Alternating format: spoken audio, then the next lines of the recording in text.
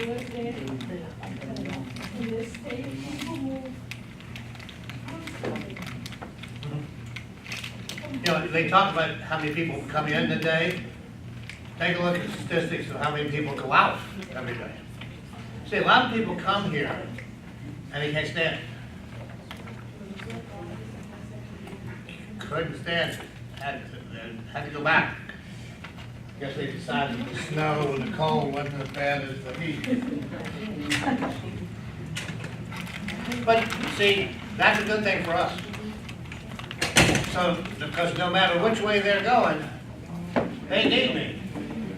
And I can also catch it on the other end by referring them to some agent up north, wherever they're going. So it doesn't hurt us. Plus, if everybody came here and never left, you think I-95 is bad now. I came up before, because I was at the Realtor Association. It took me, at 1:30, it took me about 35, 40 minutes. Coming back, hour plus. I was 3:30ish, so I can imagine what it'd be like around 4:30.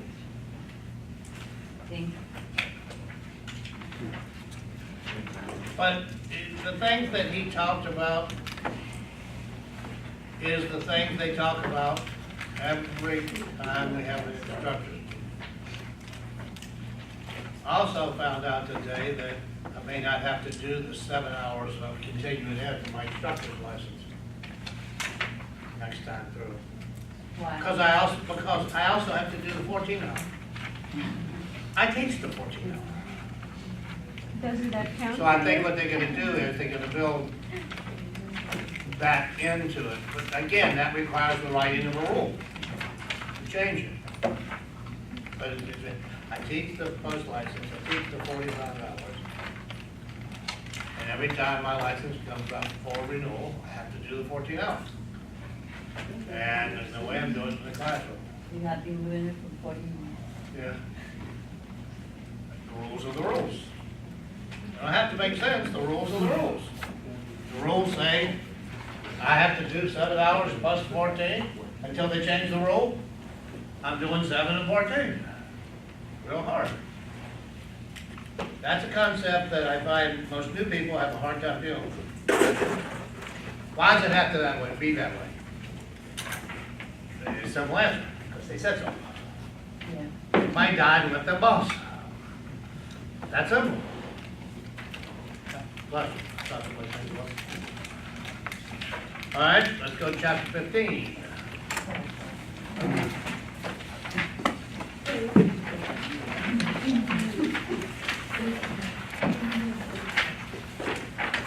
Anybody else need to? Okay. I'm good. It's page 337.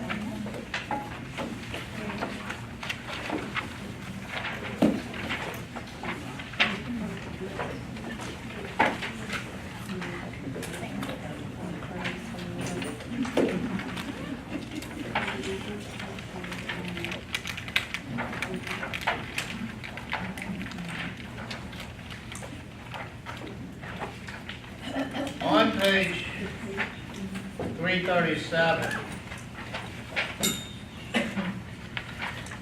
the heading says the real estate market and analysis. The first thing it talks about is the characteristics of the real estate market, both physical and economic. If you'll notice on line 16 on 337, let's put a bracket starting with line 16 to the bottom of the page. Yes, sir. It says physical characteristics of real estate. First thing it says is what? MO. Because if you build a house and decide you should have built it out west rather than east, you got a problem. And we don't really, we push the dirt around. We don't really move it. The second one characteristics of physical real estate is land is indestructible, it's durable. What we do with land is we don't eliminate any of it, we don't create any more, we just do what? We just push it around. I love it down here too. They push it up, make a mound, and then they put some rebar in there, and they throw some concrete in there, about that thick, and that's your base. And then they put that house on top of it.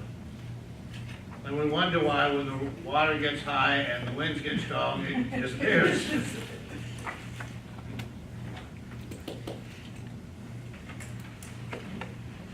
And then on line 11 on page 338, it says real estate is unique.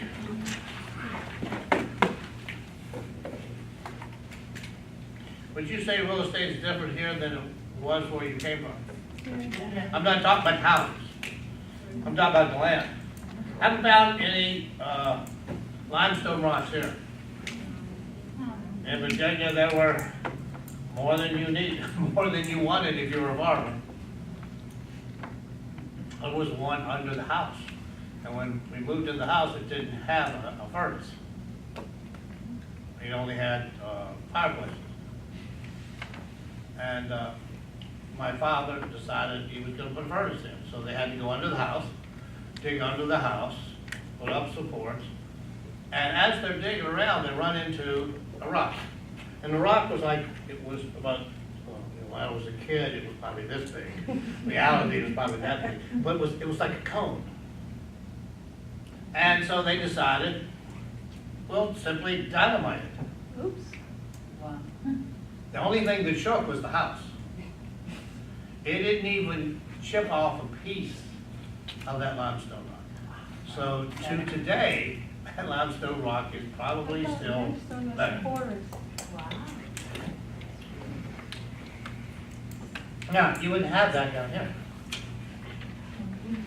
We have Sand. sinkholes. But, wow, Must yeah. use sand. Sinkholes. Sand. Well, I know where I came from. If you went for a building permit, if it reached a certain percentage of the soil being sand, they wouldn't let you build. Here, if that was the case, nobody. Well, that's not true. There's a type of dirt out in the glades, it's called muck. If you've ever been out there, you'll notice that the dirt is jet black. It is fantastic for growing crops, obviously. The bad part about it is it's about one level above peat moss. I remember when I first came down here in the late 70s, I was teaching at Pahokee High School, and I lived on Forest Hill Boulevard, so I went out US 80 to go out to Pahokee. And in the fall, they would come in and they would burn, they still do, I think they still do some, but they would burn the cane, burn off the branches or the leaves because they were useless. All they needed was the stem. And then they still had the workers with machetes to cut it. Now they have machines. But I remember every year there would be probably hundreds of people coming from the islands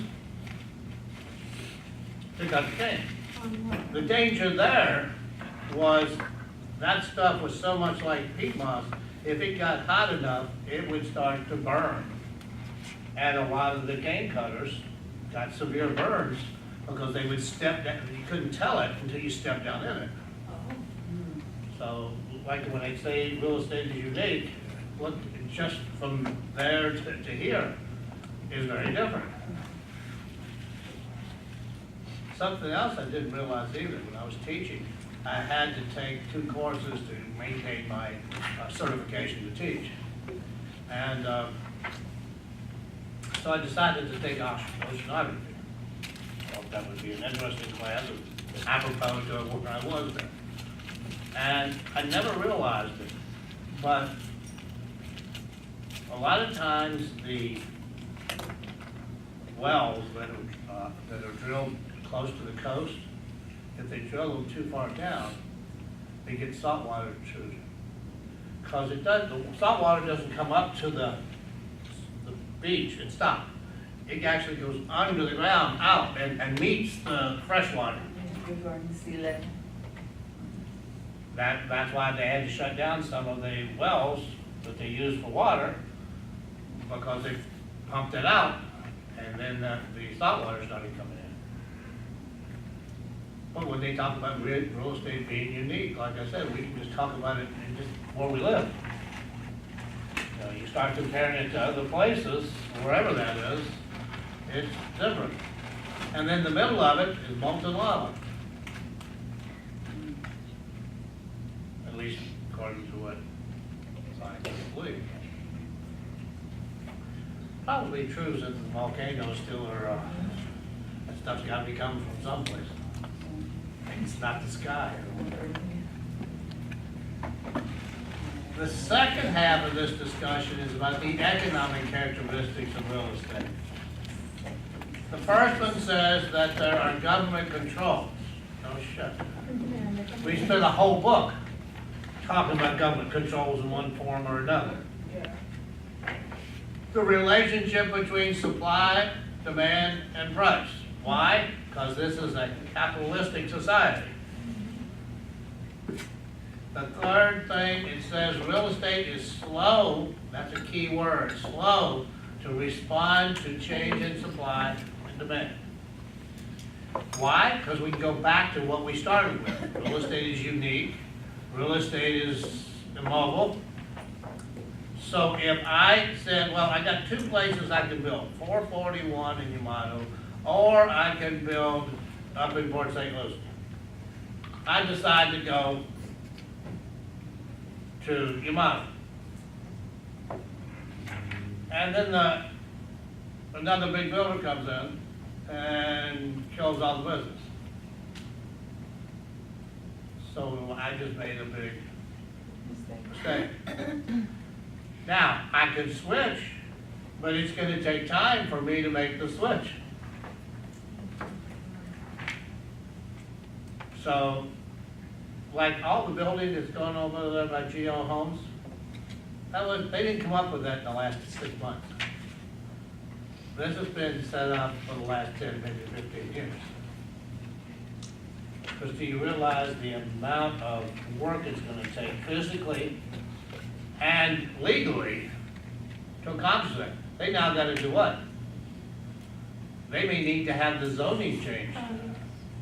Because the type of zoning, well, it was agricultural, so I have a feeling that agricultural isn't going to cut that. So a lot involved with that.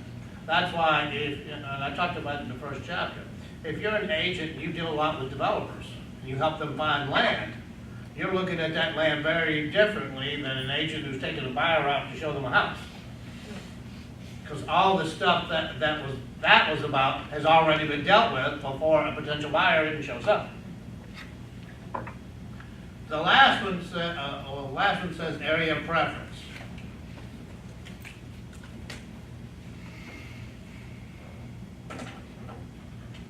There's another term that describes that area of preference. It's called situs.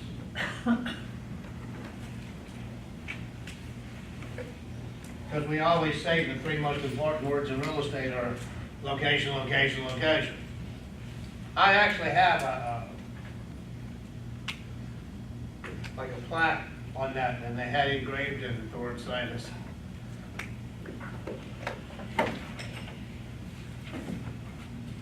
But only if you were in class with anything. Used to keep it on my desk. I got tired of explaining it, and I don't understand what I'm talking about, so I just put it away.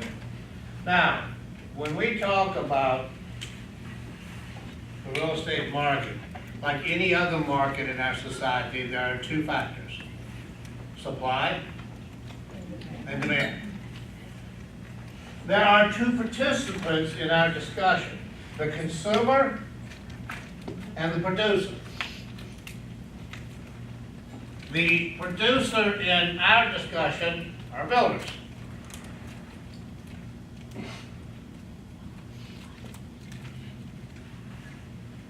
as a builder, do I have to do an analysis of the marketplace to get an idea of what I should be building? Yes. Then once I know what my options may be, then I have to look at the legal side of it. Am I gonna be allowed to? And what's all that gonna cost me? And I'm not talking about building the house. I'm talking about the infrastructure. Because they've got requirements from that point up.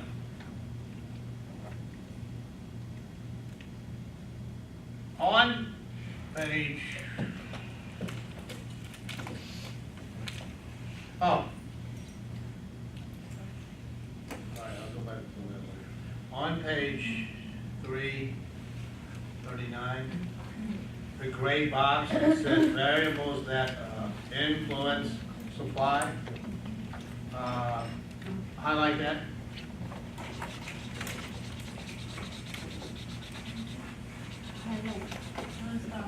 No start.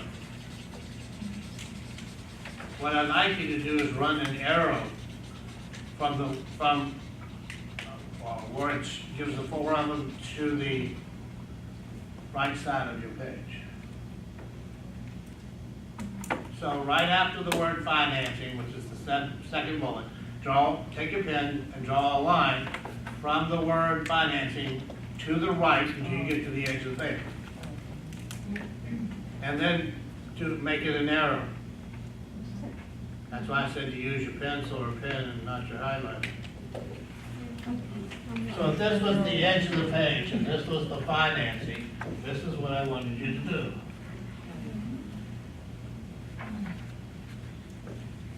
Then I want you to turn the page.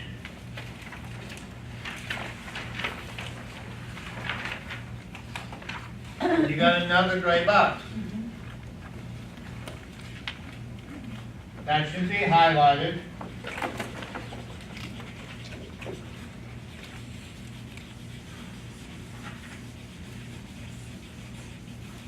And then you need to draw an arrow to the left side. Yeah, coming from the right side to the left. So that if you flip those pages, those arrows would be pointing at each other.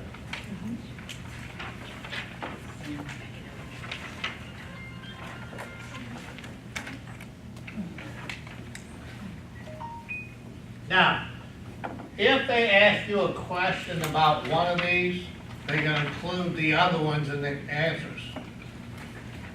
So I've got to find a way mentally to separate the two out. I mean, the terms aren't complicated. When you look at the terms that are for supply, the word supply to me would not refer to the consumer. It would refer to the producer.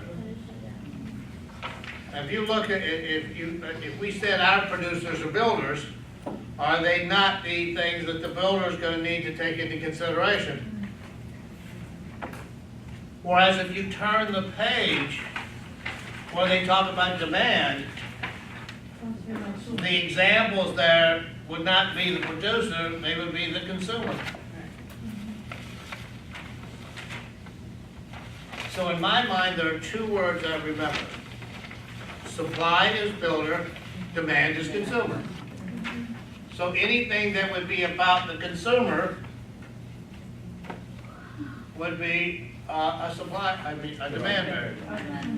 If you look at them, half of them got the word consumer in it. And you're using the word price. Price is money spent to purchase. Cost is money spent to create.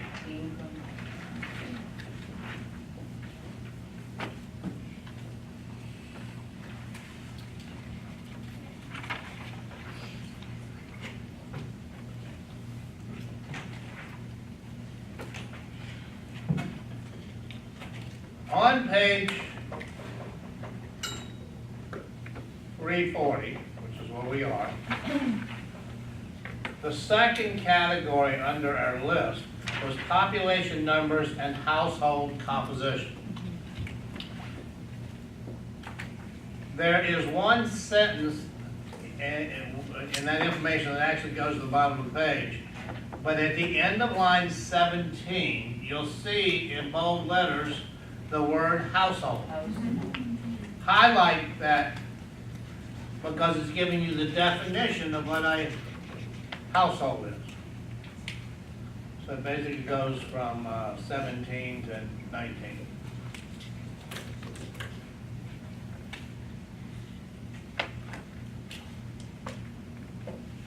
As a star? Yes. Which means this is a definition question. You're either going to click a question that gives you 4 definitions of household, or they're going to give you a definition of a household and give you household as one of 4 choices. Which means that should be a gift. Okay. Chapter 16. Page 347.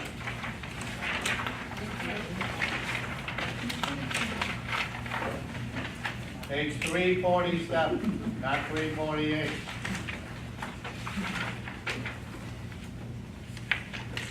What's the heading of this chapter? Okay, so who are we in this chapter? What's our job? What the hell does that mean? Let me ask you a question. Would your English teacher have a stroke if you define something by using the same name? So I'm your English teacher too. Do not use the same word to describe the same word. I want to know what the job of an appraiser is. To estimate value. Why? Probably because you're getting financing. Because more often than not, the reason for an appraisal is to justify that that property is worth at least what the price is. Bank doesn't care if it's worth more. They only care if it's worth less. If it's worth more, it just makes their security more secure.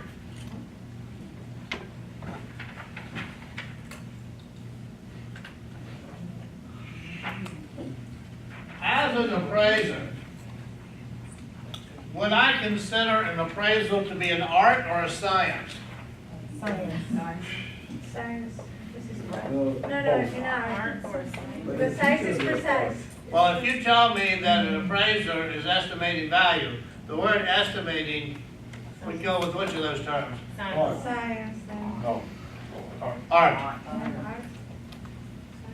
If I said it's a statement of value, Okay. Science. now it's a science. Now, do we use scientific techniques to estimate that value? Yes, they are called appraisal approaches. Methods by which we estimate the value of the property. Now, I don't want you to write them down because we're going to hit them in just a moment. But just to try something here. It's comparable sales, cost appreciation, and income capitalization. Which one would you typically use on an income-producing property? Comparable sales, cost appreciation, or income capitalization? Income capitalization. Wild guess. What about single-family homes? In a community where there's 2,000 of them and 4 models? Comparable. Probably comparables. What about a church? Couldn't do comparables. Couldn't do income capitalization. So that leaves the other one, which is cost appreciation. In cost appreciation, what are the 2 things you have to figure out what the building's worth?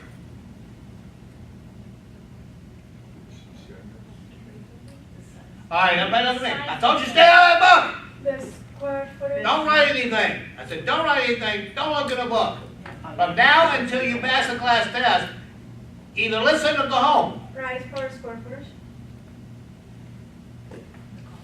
In cost appreciation, Appreciation or depreciation? depreciation.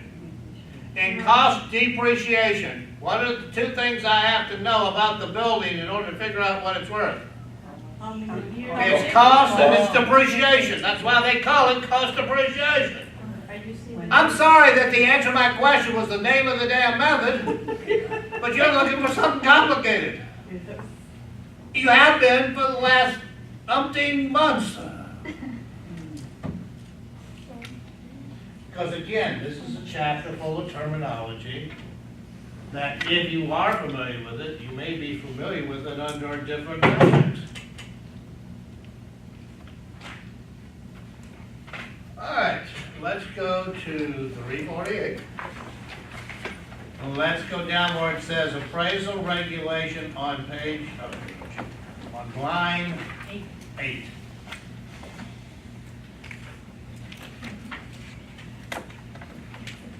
Let's put a bracket from 8 to 26.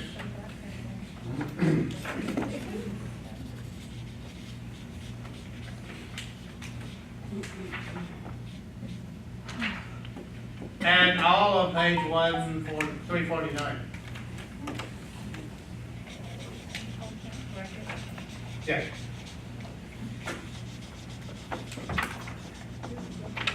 Now this we touched on in the first chapter.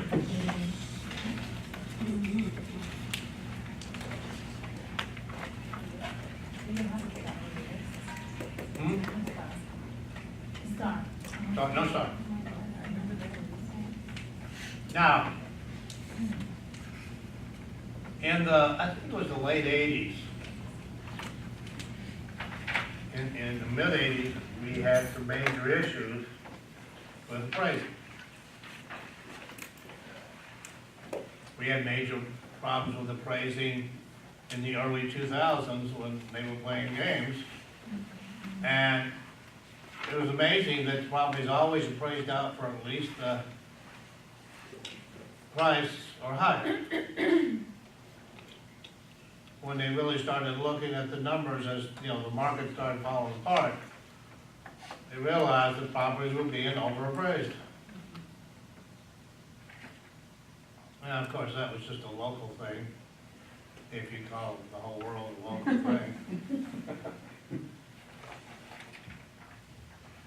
So they talk about this appraisal foundation. It says that it's Title 11 of the Financial Institutions Reform, Recovery, and Enforcement Act. Several things happened here. Number one, appraisers had to be licensed separately, which you already know from my discussion of 475. But it was all this that caused that to occur. And instead of creating a whole new agency and a whole new law, well, actually, the agency is there, the law was not. They simply split 475 into two parts. One for us and one for appraisers.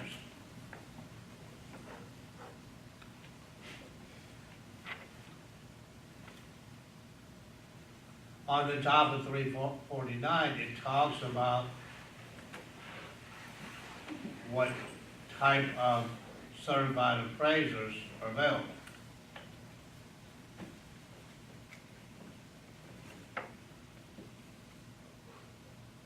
Which one's more involved? Susan. What type of property can the certified residential appraiser appraise? Which means 4 units or less. Oh, okay. That's the definition.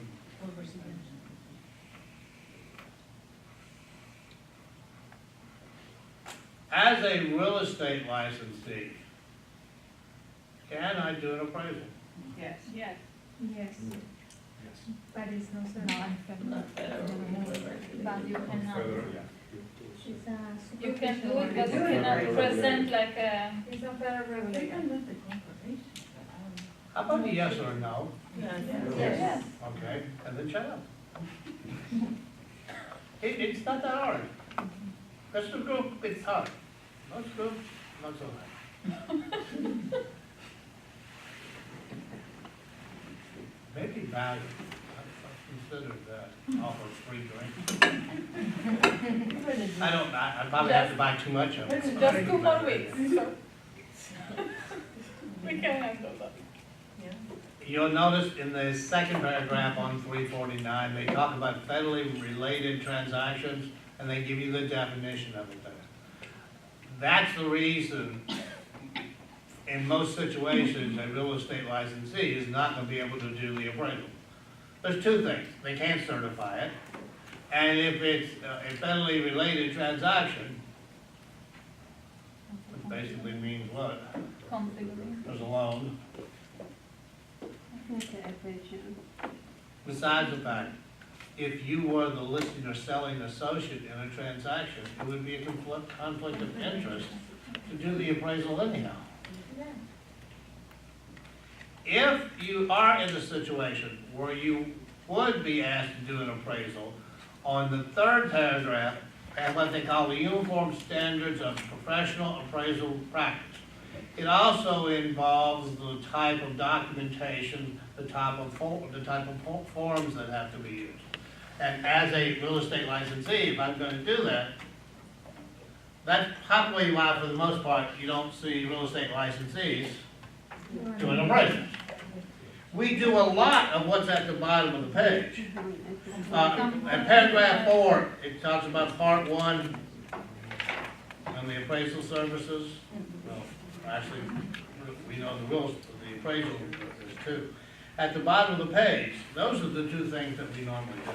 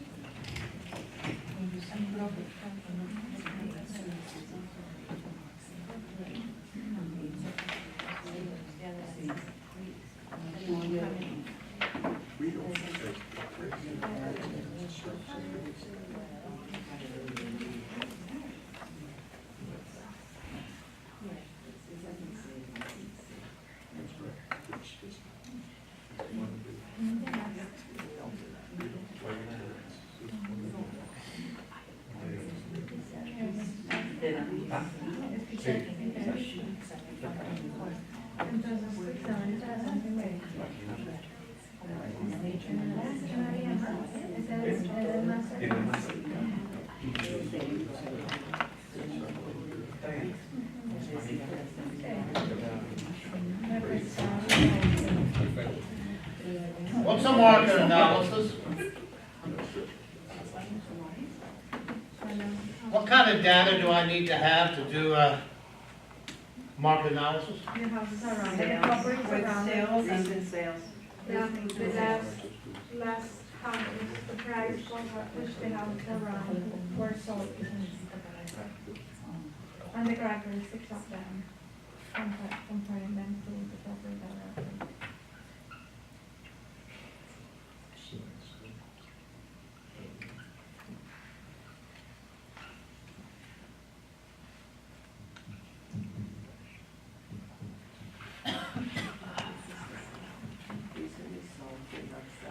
I had an agent one time.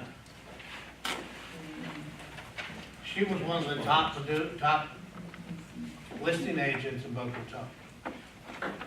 The last year that I kept up with her, I think she made $175,000 in a year. And she loved listing property. She didn't like working with buyers. And she said several interesting things. First thing she said is, I hate working with buyers. But every time I list a property, the damn people show up and to sell my house. And yes. And so many times I've got both ends. So I have to work both ends of it. And what I love is sellers and buyers want you to cut your commission if you have to do both sides. So what you're telling me is you want me to do double the work For less money. for less money. Okay, let me ask a question. You're a business person. Would you go for that deal? And if you don't learn to have an attitude like that they're gonna walk all over you. You're gonna be giving commissions away. And we're in the habit of making you pay for that. You can't get 6 months and you only get a 5-month listing. Number one, you have to have permission to take a 5% listing. And you still have to put 3% on the MLS. Why should that other agent suffer? Because you didn't have the guts to get 5%. Why? I'm too busy for training. I don't need training. Real estate's easy. And then they blow up the phone and the computer calling Sarah, because they don't know what the hell they're doing. Those of you that are full-time, I expect to see you in training the day after you pass the state exam. It's not an option. What is the training for? The day after you pass Oh, the state exam, it goes on constantly. Oh. We have training, we have a basic program first 2 weeks of each month. And then the rest of it is whatever may be appropriate for the weekly date. There's some things that are in there, but we have a lot of different things. The first week is orientation. I go over the listing sales and leases. Gail goes over the app file, which is the document forms.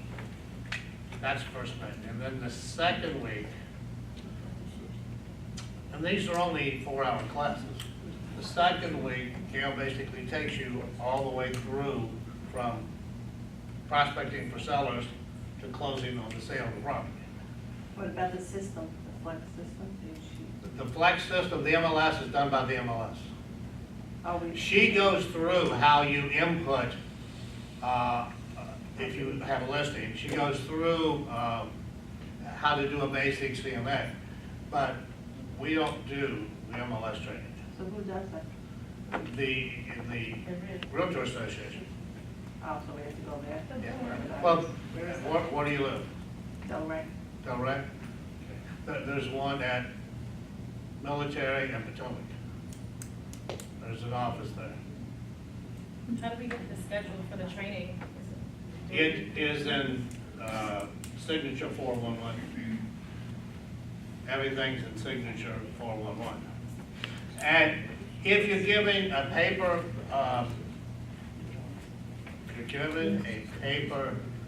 training schedule, that may change in the afternoon. So if you want to know what's available, you need to go to 411. Like when you sign up, they'll give you a copy of the current training Is schedule. that signature for 11.com? Yeah. The only problem of it is you can't get into it Oh, not now? No, until you get your password, username and password. Okay, yeah. Then you can get it. Yeah.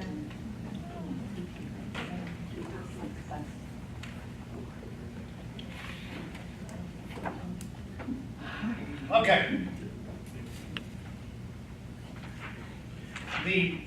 All right, let me go back and finish this. Right. This gal had a routine that she did as a part of her listing presentation, where she talked about pricing. Because obviously that's one of the big issues that you have to deal with a seller when you're taking a listing, is to get them to price it correct. And she did this without numbers. She was trying to get the concept across to them. And she would say to them, a little later we're going to talk about pricing your home. I have done a full market analysis for you, which we will take a look at. However, I want to look at some basic thoughts here. Now, she did this slick. She wrote it and then put it in front of them, and so they could see it, but she was looking at it from back. You have to learn how to do that if you teach. Because if I'm back in the back of the room and I can't remember what's next, if I can't read upside down, I got a problem. So there were a few mechanical things I had to work out when I first started teaching. Mr. and Mrs. Seller, in any type of business transaction, in order to be able to maximize the amount of money I make from it, would I have to know what's going on with my competition? Because is my competition gonna affect what I can get for my product? Yes. No difference in real estate. So first thing we're gonna take a look at are properties that are currently for sale. They are your competition. However, what a property is listed for does not necessarily mean that's what the market's gonna ultimately pay. So we need to look at what the market is willing to pay for property like yours in the current marketplace. And then we need to take a look at ones that We don't know, did not sell. Why? because they were wrong price. We gotta try to figure out why they may not have sold. But here's the bottom line, and here's what you do. If I decide to take your listing tonight, you'll be on this list. When we're finished, you're either gonna be on this list or this list. Now, I'm about to ask them a question that should take about 3 seconds to answer. Which list do you want to be on? Recently for sale. Okay. So then when we look at our market analysis, let's keep that in mind. She said she had very little problem with pricing. She also had the attitude that she's the professional. I just showed you what the market said you would pay for it. If you're not willing to accept what the market's willing to pay for you, it's not time for you to sell. Because her attitude was that if you're not the four things, that came to me thinking about how she approached it. She didn't do that. But it makes sense. If those things don't exist, it's a bad business deal. Every listing you take is a business deal. So it's either gonna turn out real good or real bad in most cases. It's usually one or the other. It's rarely in the middle. But I thought that was an interesting way of getting a message across. Because when you're doing this, you don't want to talk numbers. You're talking concept. You're telling them how they should view that CMA.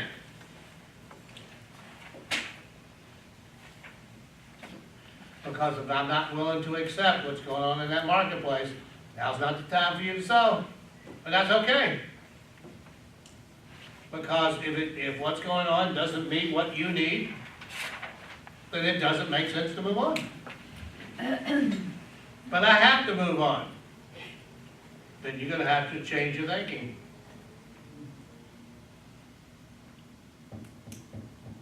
It's that simple.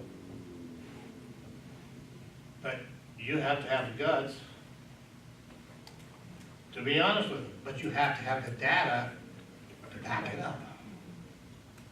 I also add an additional sheet separate from my CMA. It's my special weapon.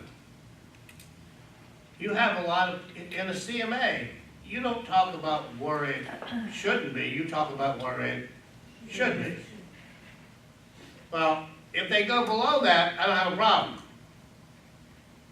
But what if they go above it? I don't have the data in the CMA to justify that they can't go above. Unless I put this in.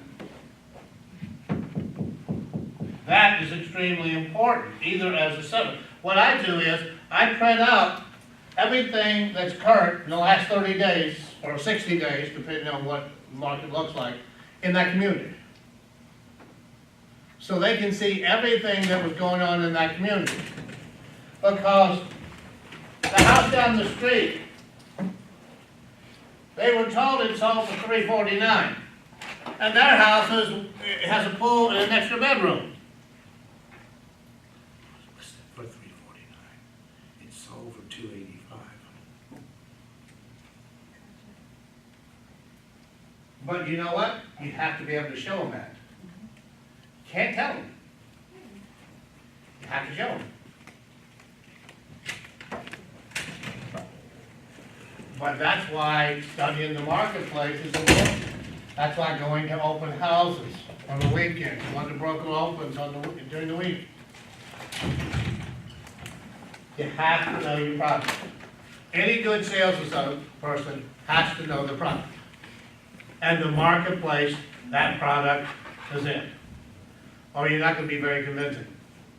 And I don't care what you're selling. Kind of economics 101.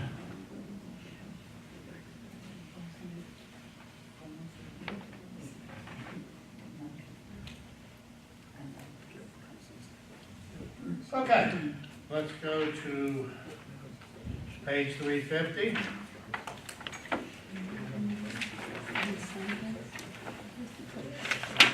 On page 150, it says the concept of value.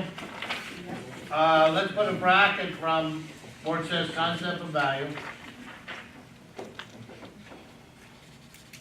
down to and including that little figure that says to remember cost, price, and value.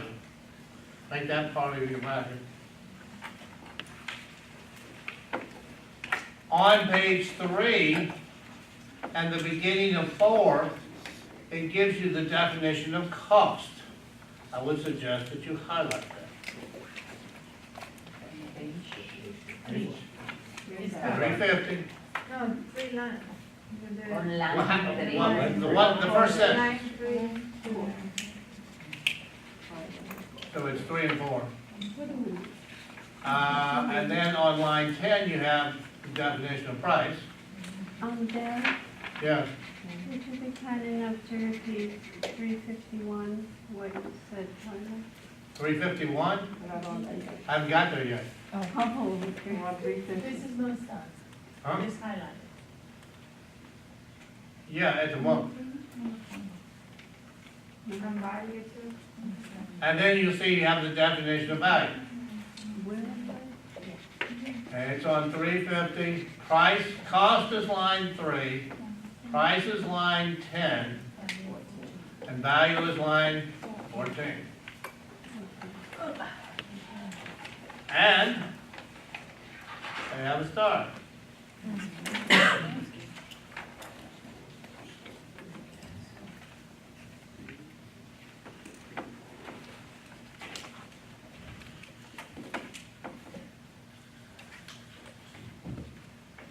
And the start is the cost, the price, and value. Yeah.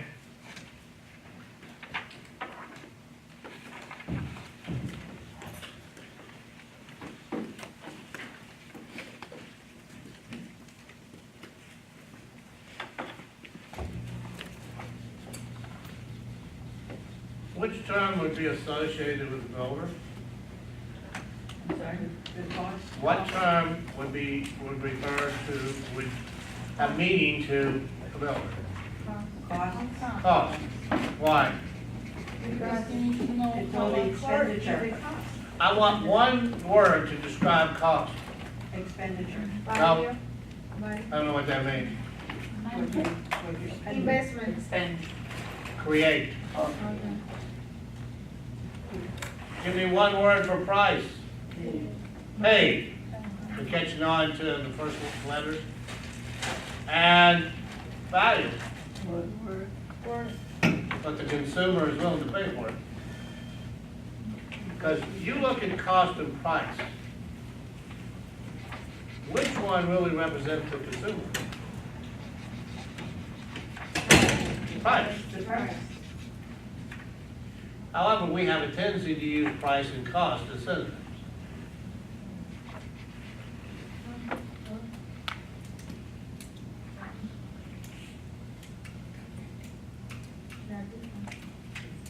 I understand that. But a lot of people interchange it. When you listen to them talk, they interchange those terms.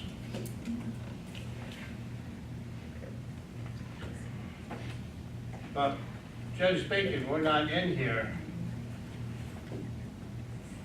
for cost or price. We're in here to try to estimate value. And there are places where cost will come into play. There are also places where price will come into play. Questions on those? Or we'll move on. Okay? Bottom of the page, it talks about types of value. Starting with line 16, let's go bracket the rest of the page. And the first 6 lines on the next page. So far, this has been a vocabulary test. And that's exactly the type of questions that you're gonna get.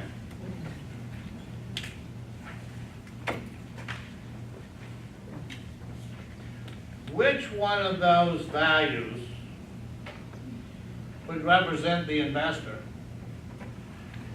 Investment value. Hey, that was pretty good. Which one would have to do with property taxes? Yes, yes. Your assessed value. Should have just gotten that recently. Insurance value.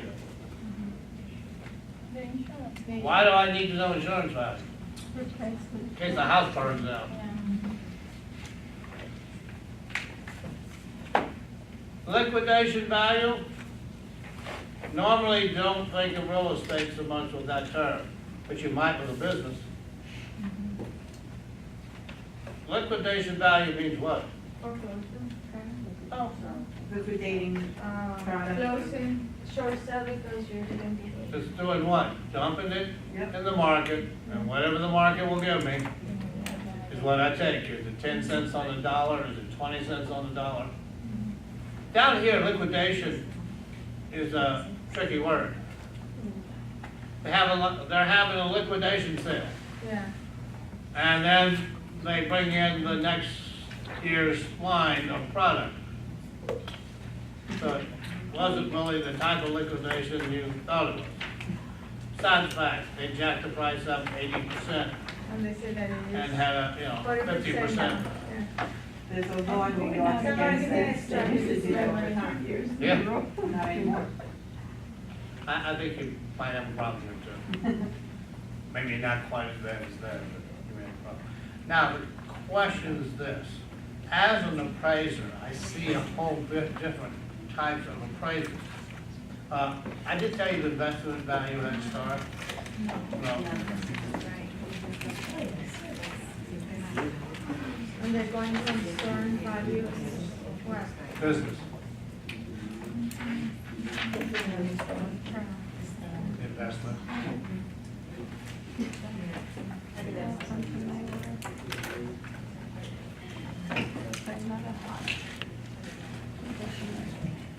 On the top of 351, let's look at the last two. One's called going concern value. Does the term going concern sound like the business is profitable or not profitable? No profit. If I'm a going concern, it means that I'm making money. Yeah. If it was not making money, it would be a gone concern. But a good product, that is good. I can make up that term. That was good. Salvage value.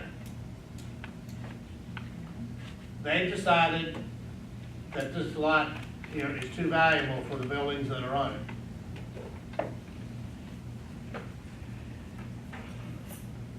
So they want to get rid of it, put something else there. Now I'm looking at which value? Salvage. Because when you call in the demolition companies, you don't pay them any money in a lot of cases. They come in and bid on what they think the salvage value of the building is. What they can get out of it, that they can do what? Either use or sell.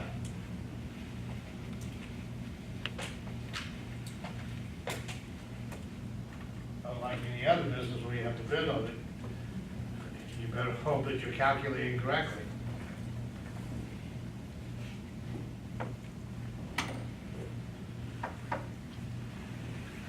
As an appraiser, the type of value that I'm normally looking for or trying to estimate is called market value.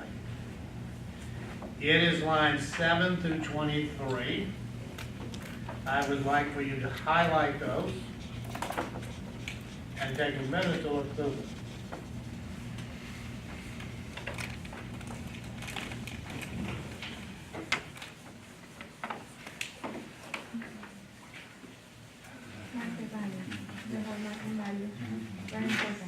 Yeah, it's a bracket for non-full-time. The market value is the one that we have.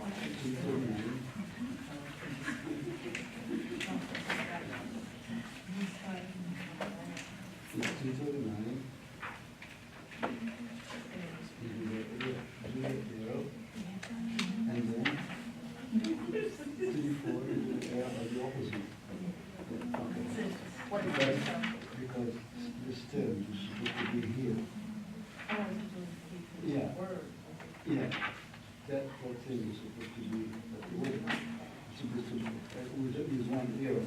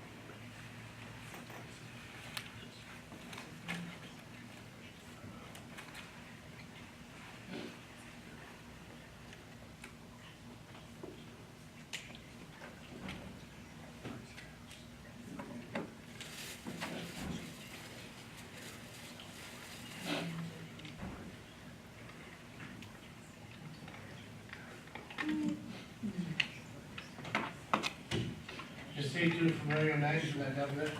Yeah. Who? Fannie Mae and Fannie Mae.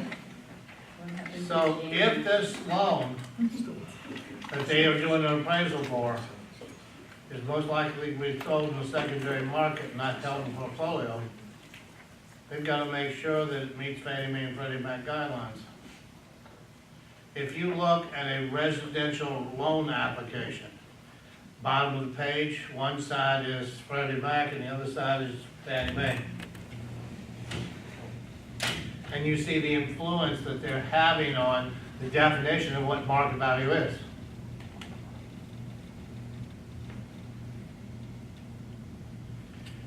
Looking at the definition of market value, which term on the previous page would best represent market value? Price or cost? Price. Right.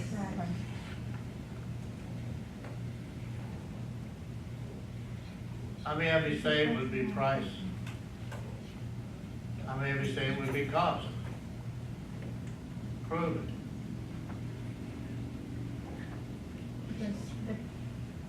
I want the answer out of the book, not out of your brain. I'm gonna do it, watch. First line, Price. 6 or 7 words. Market value is the most probable what? Price. You haven't figured out yet that the answers to the questions I asked are not in your brain yet. They're still in the book. You'll find your life is a lot less stressful if you go there first. Which tells me that you didn't read. As soon as the cat was gone, the mice were playing. That's okay. We have another class starting in January. Not a problem.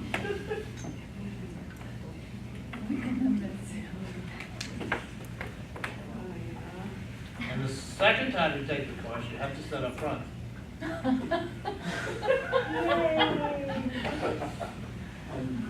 Just to make sure that you can hear me. Because apparently you didn't hear me first. So we have to know the guidelines of Fannie Mae and Freddie Mac also, right? Yeah, they're what you're looking at. Is that it? It's enough. I said it's enough. You wanna add more? I was expecting a book that big. Is that it? Okay, that's good then. Because when you say government, my God. That's only the appraisal. That's just the definition of market value. Not the whole process. It's the Okay. definition of one term. Question. Seller is under duress because they're facing foreclosure. Would an adjustment have to be made for that? Why? Neither party should do. Because that's property, which province? Because it says neither party is under Yeah. pressure to conclude the sale. Well, if I'm facing foreclosure, I'm desperate to sell it. Yeah. Which means, we always know in situations like that, ultimately the property does not sell for what it's really worth in most cases. So that fits right into the definition.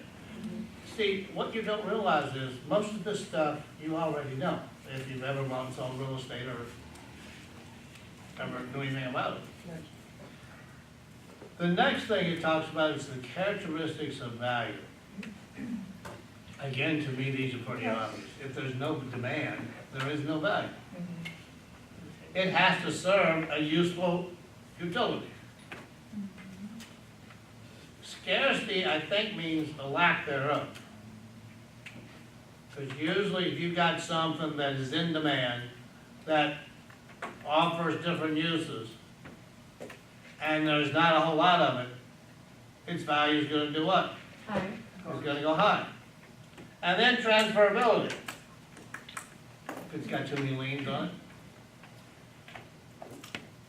If I've got a situation where a wing was built onto the house without permits, at that point, it's not transferable. I do have this question. Can I substitute the word supply for the word scarcity? No. Yes.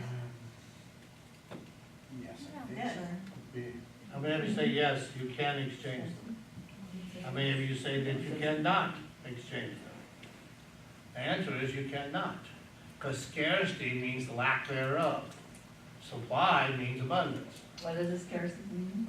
Lack, it's scarce, there's not a lot of it, Oh, because that's the one they'll try to play with. I'm confused. Some supply at times is scarce.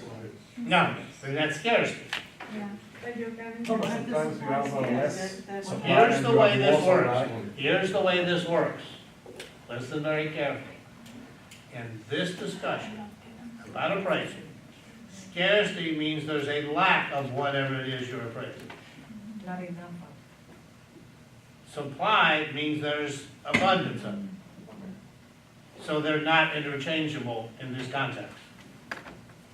See, that's the part you have to understand too. These terms are used in other places and have different meanings. That's why people who are learning the English language want to shoot themselves. Because they go to the dictionary, or they go to Google, and they Google a term, it has 84 different definitions, That's me. depending On the concept. on who you're talking to. Yeah, the same. But that's why I told you the first night, the two things you have to take out of this class are the understanding of the law, which you thought was going to be the hard part, And then and be able to speak the language. That is much harder.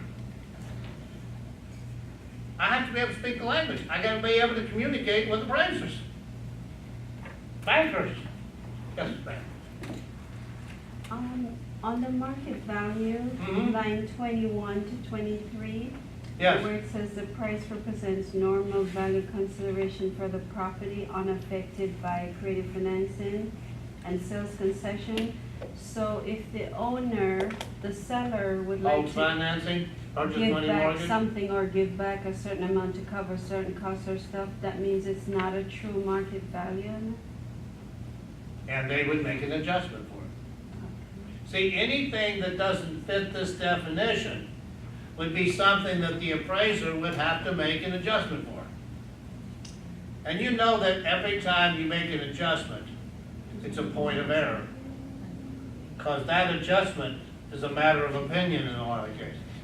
I mean, for example, appraising this property. I've got an appraiser from here, an appraiser from Chicago, and it's January the 23rd. This is a flat roof. Do you think the appraiser from Chicago is going to have more of a negative view of that roof than someone from here? Yeah. Because he's thinking what? No. Snow. No. I hope the structure is strong enough to hold it. Fortunately, we don't have that problem. We have problems with wind blowing it away. Yeah. So in the normal flow of the process of the sales transaction, typically the appraisal is ordered upfront, and if then the seller and buyer renegotiate the terms, it doesn't have, you don't have to go back and adjust the appraisal? No, I don't have to do anything. You sign the contract. Now, you can say, well, I can't get the financing I wanted on the contract because the property didn't appraise up. That's grounds for the buyer to be able to walk away. Yeah. Well, ask for an adjustment in the price. Why should I adjust the price? Bring it down. That's what I want for it. Let them pay cash. Why should I? Let them come up with cash. I'll see the parents. Because I'm thinking if the But if they appraisal don't and have the Today, it's cash, go tell your kids. so, What? if they don't have the cash, They don't buy it. They don't buy they it. don't buy it. They But can't. Unless the if the seller's seller willing to is bring the price willing- down. if the seller is willing to negotiate the price, so, That's fine. That's But fine. I'm not. okay. I have an idea. We'll take your commission off. That'll do it. No, You know how many times I've seen the commission is almost exactly what the difference is between the two people? That's scary. 99.99% of the time, right? Yeah. And the answer is no. Of course. Well, I'll save the deal. So giving away money is a good way of saving the deal. Oh, okay. Not my money, Well, number one, it ain't your money, it's Ben's money. but yeah. So you haven't got anything to say about it if you really want to know the truth. The person So, That was another thing that they brought up in the seminar today. That sales associates are forgetting their sales associates. And everything they do belongs to the broker.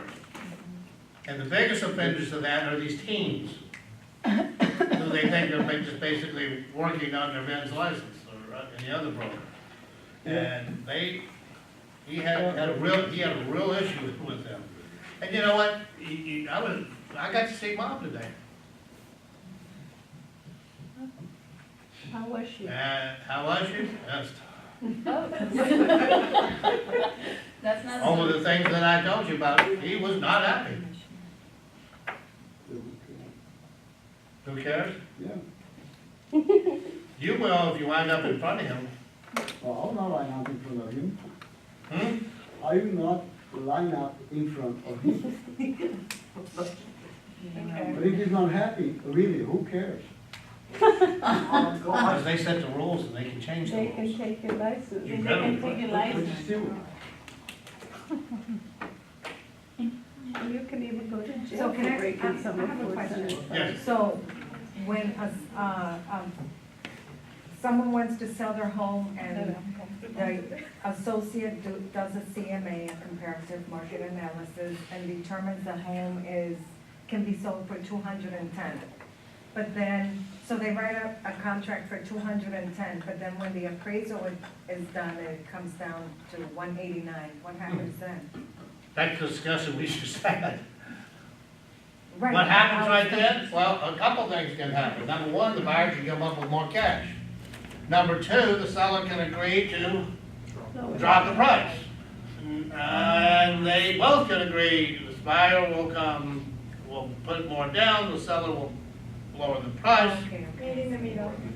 Why is the appraisal done after the fact, after? You have to have a transaction in order to Order one. need the appraisal.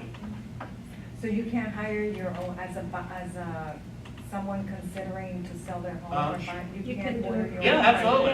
That's how they do Before it. the contract? Yeah, absolutely. No, but it's like. But if it doesn't meet what you just read, the lender wouldn't accept it. Yeah. And unless it's a lender that's, an appraiser that's approved by that lender, they're still gonna make you do an appraisal. To do it, okay. So then you end up. You spending can a just lot do of it for money. your own benefit.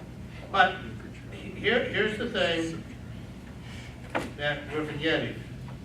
We have got something called the MLS, where everything that's bought or sold other than FSBOs is there. So I can see what's going on in that marketplace. Yeah. I can look back, I'll give you an example, I see where you're coming from with this. Here's a perfect example. My wife had, actually, she had the listing on a friend's condo in Meisner Court, on the grounds of the Boca Hotel.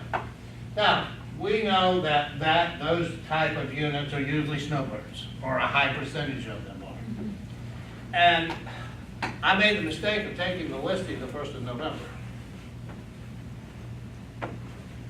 Because by that time, everybody's already here or have already made their plans and they're on the way. So it didn't leave much. And nothing in November.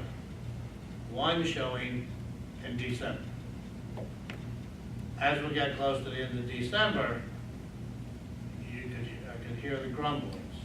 I know they're friends, but they've had it for 2 months. There's an agent in here that sells most of the listings. Maybe we made a mistake and not giving it to them. So I had to do something. So I decided to look at the previous year to see if I could see Trend. in the last year, 9 properties had sold. When? In November. Between November and December. January. In Can I January. get through my story without you trying to add to my story? This is my story, not yours. Be quiet. Well, But you forget, I got something called a red pencil. Some of you need to start worrying about it.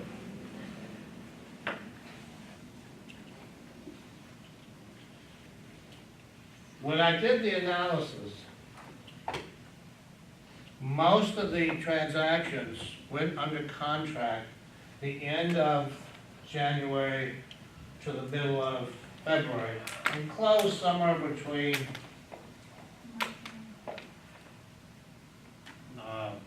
April and May. That was true of 7 out of 10. So I took that to him and said, here's what the market says. We went under contract February the 13th. We closed May the 7th. The market told me when the property's gonna sell. Why? Because that's the time of year when most of the sales occur, are the first 3 months in the beginning of the year, January, February, March. Why? Because they're here. And if they're renting, there's a lot of times while they're here, they wind up buying something. And then, of course, next year, when they come down, then they can come down anytime they feel like it. So what do you do if you have a seller who wants you to list their property, but you know that the trend is, it's not gonna start picking up till, Then I need to explain it to them. and still get the contract? Like, I don't know that I want the contract. if you know it's gonna sell in 3 months from now, you wouldn't want it? And you didn't tell me that. No, what I'm saying, But see, you have to be, understand people, if you add to your question, it doesn't mean you have to say an answer. If you said 3 months, well, what's the normal market time in that? no, well, I'm just. Now, just play with me a minute. What's the normal market time? If you told me the normal market time was 3 months, great, let's take a 6-month listing. I'm ready to roll. Okay. But if I know in doing an analysis that 3 months is between January and March, and I'm gonna take a listing in June, oh shit. No, I meant if you take a listing too soon, knowing that it's not gonna, you're not gonna get Right. traffic till 3 months. Well, later. that's what I just described. Okay. But if you do not take it, maybe somebody else will. Oh, well. Let him, And when the 6 months is up and it don't sell, I'll go get the listing. Because I'm gonna call that owner as soon as I see the listing expired. I might ask them, are they ready to get their house sold? Like, we have listing here for 1 year. That's what you said. Normally, yes. Why would I talk about it here? Why not? I'm gonna be working here. Well, the agents you're talking about are the ones out there.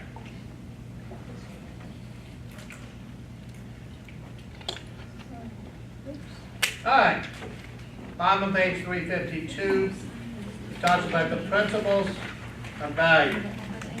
Let's put a bracket from lines 14 through 26 and lines 1 through 44.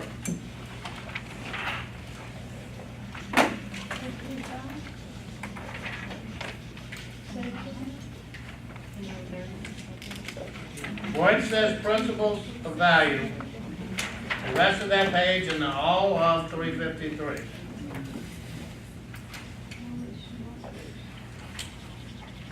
Again, we have vocabulary test.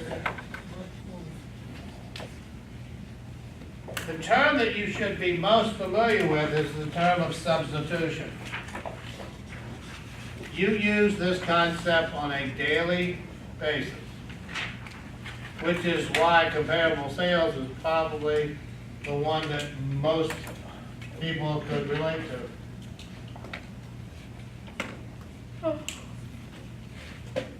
You don't refer to it as substitution. You refer to it as what?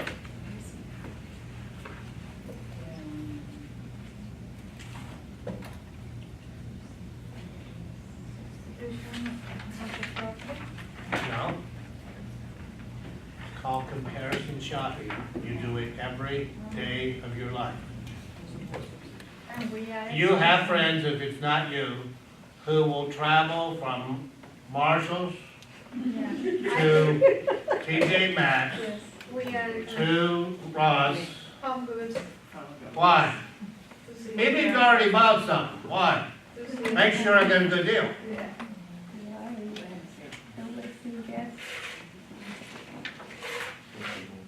We know that the best way to justify what something is worth is by comparing it to something that has already sold. That's substitution. Just about every method of appraising uses some form of substitution because it's the idea of comparison. And as a human being, anytime you can give me a comparison, I'm more likely to accept what you're saying, which means everybody's from Missouri. For those of you who don't have a clue what that means, the nickname for Missouri is the Show Me State. Really? No, I just made that up. Yes, ma'am, really. Next time you see Missouri license plate, which you should start seeing. See, I get confused as to what state I'm in about this time of year on, I love it, Jersey. because there's more license places from somewhere else than here. I think we all go into the hibernation. The next term is called highest and best use. An appraiser is always supposed to use the highest and best use of the property in doing an appraisal. If you'll notice lines 21 through 26, it says the most profitable single use of a property is the property's highest and best use. This use must be legally permissible, it must be physically possible, and it must be financially feasible.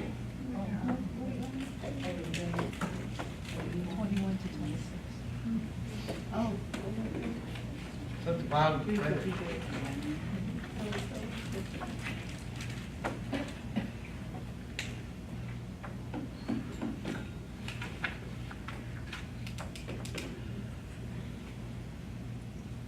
What's the first one? Legally permissible. Zoning. Zoning won't let you use it.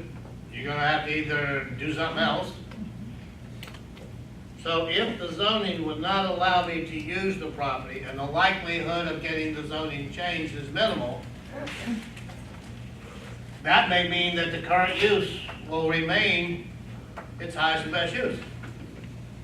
That always shows up on the first page of the appraisal report, which is the part we pay no attention to because we flip to the second page where they show me the estimated value because that's all I really care about. I don't really care what the first page. But the first page sets up all these parameters that we're talking about. What's the second one? Sorry? Yeah. The value of the second page is related to what the restrictions on the legally permissible is? Yes. I mean, for that business? Yeah. Yeah. Because whether it's a business or whether it's a piece of real estate, if you can't put it to the use that you want to put it to, then that use could not be its highest and best use. It's not legally permissible. So the value for that purpose may be zero? No, No? it will still have value, But not for you. but not That's what I mean. not for that use. Is it a very hard process? I see them change all the time from agriculture to multi-use or from single family to multifamily. Mhm. Is it hard to get those changes? Depends on who you know. Ah.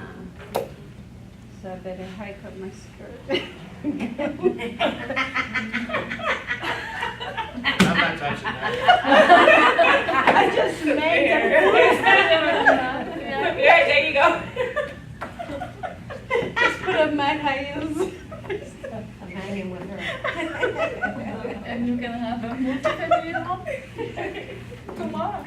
Now, when you talk about highest and best use on 353, you'll notice one of them says highest and best use of the land as though vacant, or the highest and best use of a property as improved. In other words, if I take a possible use of a site, and I run it through those three questions, and I can't say yes to all three, then that use is not going to be its highest and best use. See, because I have an option. I can tear the building down and do what? Build one that would be the highest and best use. But from the cost standpoint, will it make sense? That's the third one. Is it financially feasible at this point in the market to tear it down? The answer is yes in residential, because how many properties out there are they gutting everything from an $80,000 condo to an $8 million single-family home? There's a lot of gutting going on right now. Or conversion. Why? Because the highest and best use has changed. That is, It needs to be modernized. what is the term you use, garden? Huh? Gutting. What is that? Gutting, Uh-huh. gutting means that Structure. you take everything out except the studs, and only the ones that you need to hold up the roof. Yeah. So it's gutting. Is, If you went hunting and you gutted the deer, what'd you do? You took all the insides out. is G-U-T-T-E-R? Gutter, G-U-T. Gut feeling. I I like. have no idea how it's spelled. TTING. Yeah, but- Because if I But it's spell it aggressive, but it's with the not. way it's spelled where I come from, you won't know what I'm talking about. Take everything out, yeah. If you're a hunter, everybody knows what gutting means.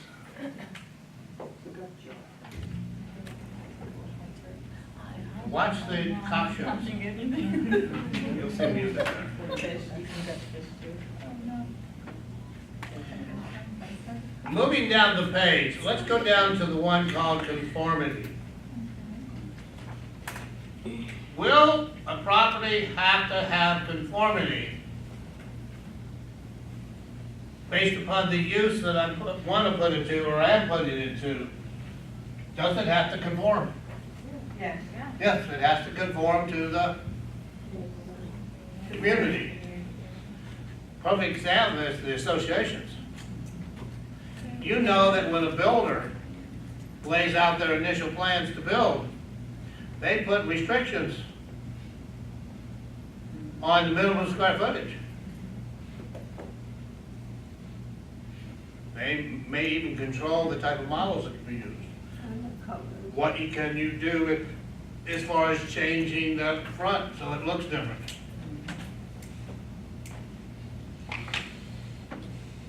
I know in my community, I got 3 houses in a row, actually 4 in a row that are my model. But the garage is on one side, on one to the other. The fascia is different on one than the other. So if you really take the time and look, you realize it's the same house. Around where I live, it's the only house that has this. It's in a corner, and a wall around the whole corner. It's like you cannot see, not even the roof of the house. It's so high, and nobody even has to say anything. Well, obviously, either that was put up when they were originally built, or they got permission to put it up. You can hardly see the roof. That's weird. Yeah. But again, it all goes back to the idea of, when you talk about what can I use this property for, then I have to apply, anything I'd want to use it for, I'd have to look at those 4 statements, those 3 statements. If they don't match up, then that couldn't be its highest and best use. That's what the appraiser's doing. The appraiser always looks, even in a single-family community, where the odds are it's not going to be legally permissible to change the use. Therefore, the appraiser on the first page will acknowledge that the existing use, it has been determined to be its highest and best use. In the case, in some cases, people is allowed to use their house as a business. That would be considered in No, that. that doesn't have anything to do with this. Okay. That is completely different. At the bottom of the page, you've got 2 terms highlighted and starred. Assemblage and plottage.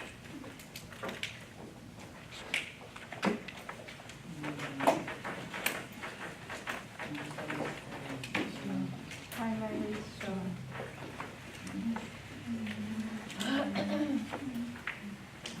Assemblage and plottage.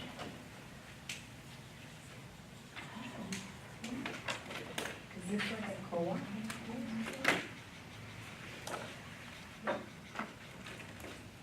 I have 2 lots, side by side. If I sell them separately, they'd be worth $30,000 each. If I sell them as one lot, I could get $80,000. Does it have plottage value? Yes. Yes. Why? Because you're making 20,000 profit. It's more valuable together than it is, Separate. therefore we need to assemble it.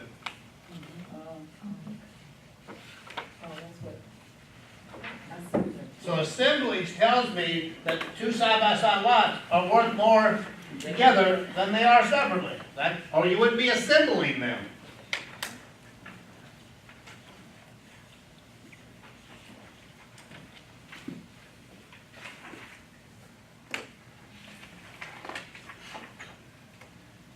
Okay. Let's go to page 354. Let's put a bracket on 354, starting with line 10 to the bottom of the page.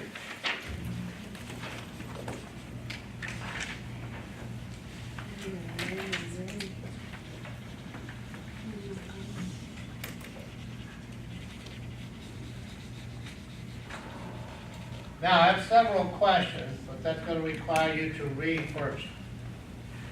Take a couple minutes, just read that through it.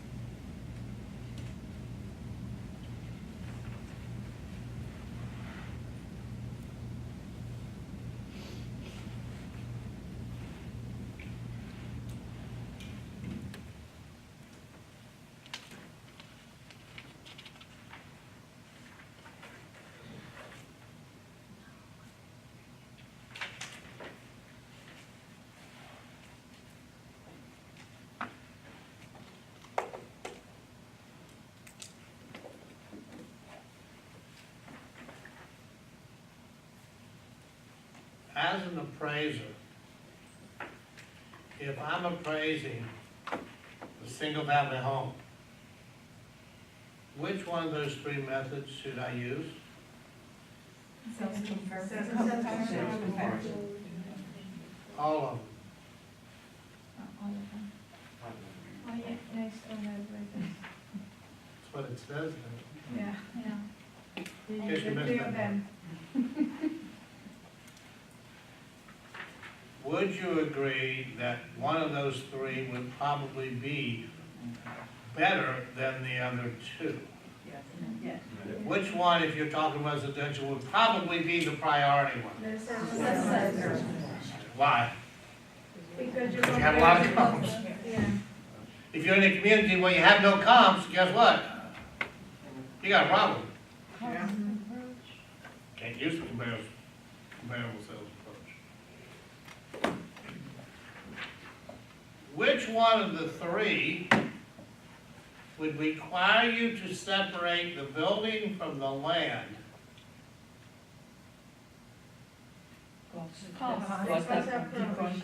Cost appreciation, because to me, the words cost appreciation wouldn't describe land. Because you don't create land and it doesn't depreciate. So that method would have to split them. Now, the building does have cost and does depreciate.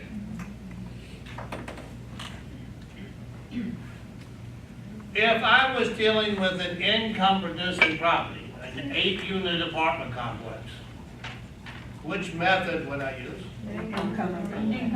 All three. Which one would probably be given priority? Because we started off with the concept of what? The appraiser should use all three when applicable. And you will find in an appraisal report, whether they use them or not, they will make reference to them.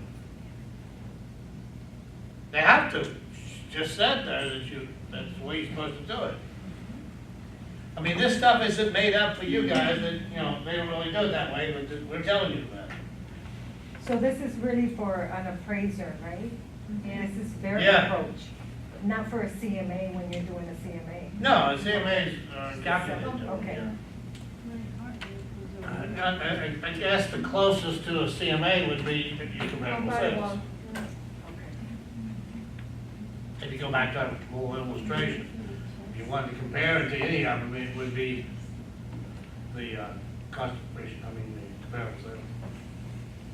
So they asked a lot of questions from this group of notes here at the bottom of 354. There's no stars, but just seeing if you understand the basic concept behind these. Now, the next few pages are going to take a look at sales comparison, cost appreciation, and income capitalization. Let's start in the middle of 355, starting with line 5, bracket to the bottom of the page.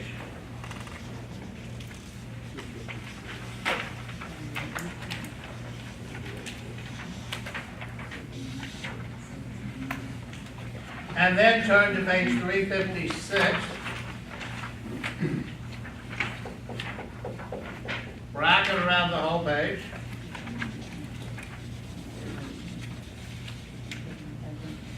$357. Bracket around the whole page. What I just bracketed was the sales comparison approach. So I'm kind of putting all that together. All right, let's go back to 255. 355, sorry.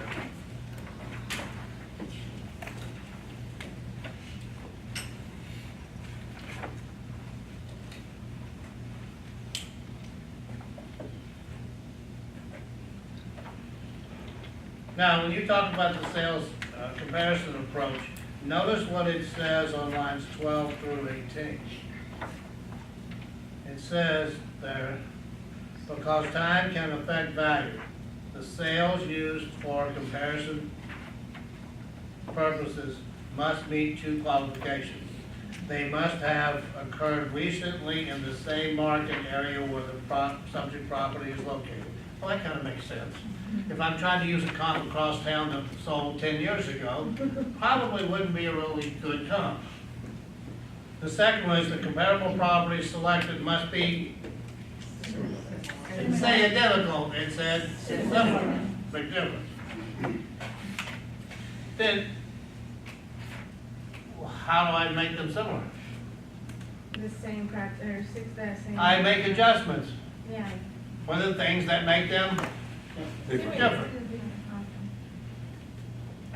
That's called the adjustment process. That's the rest of that page.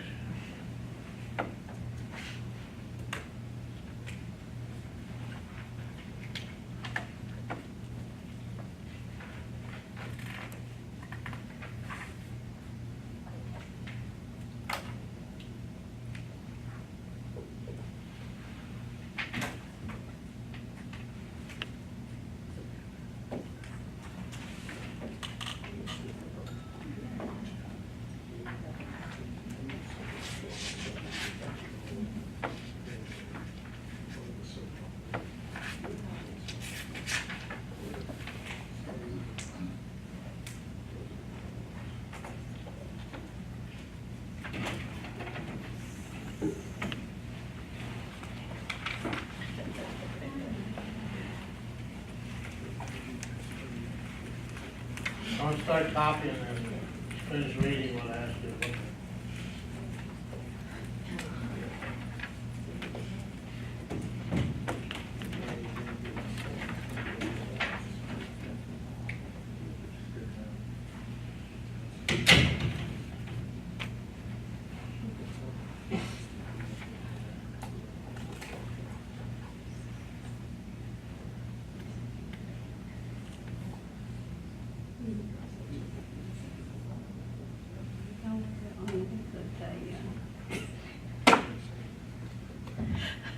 So that's not me.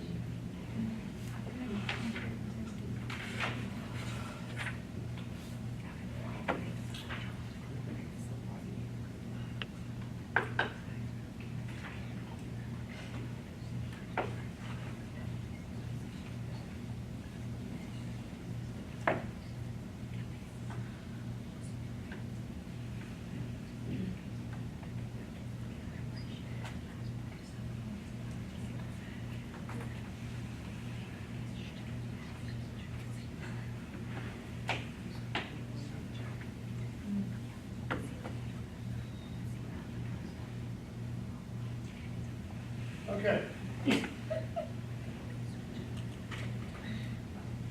In reading that section on the adjustment process, what's the most important thing that you read?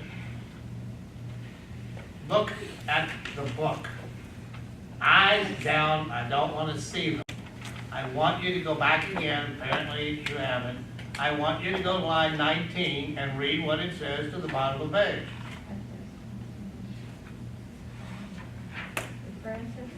Section Page 355. property difference.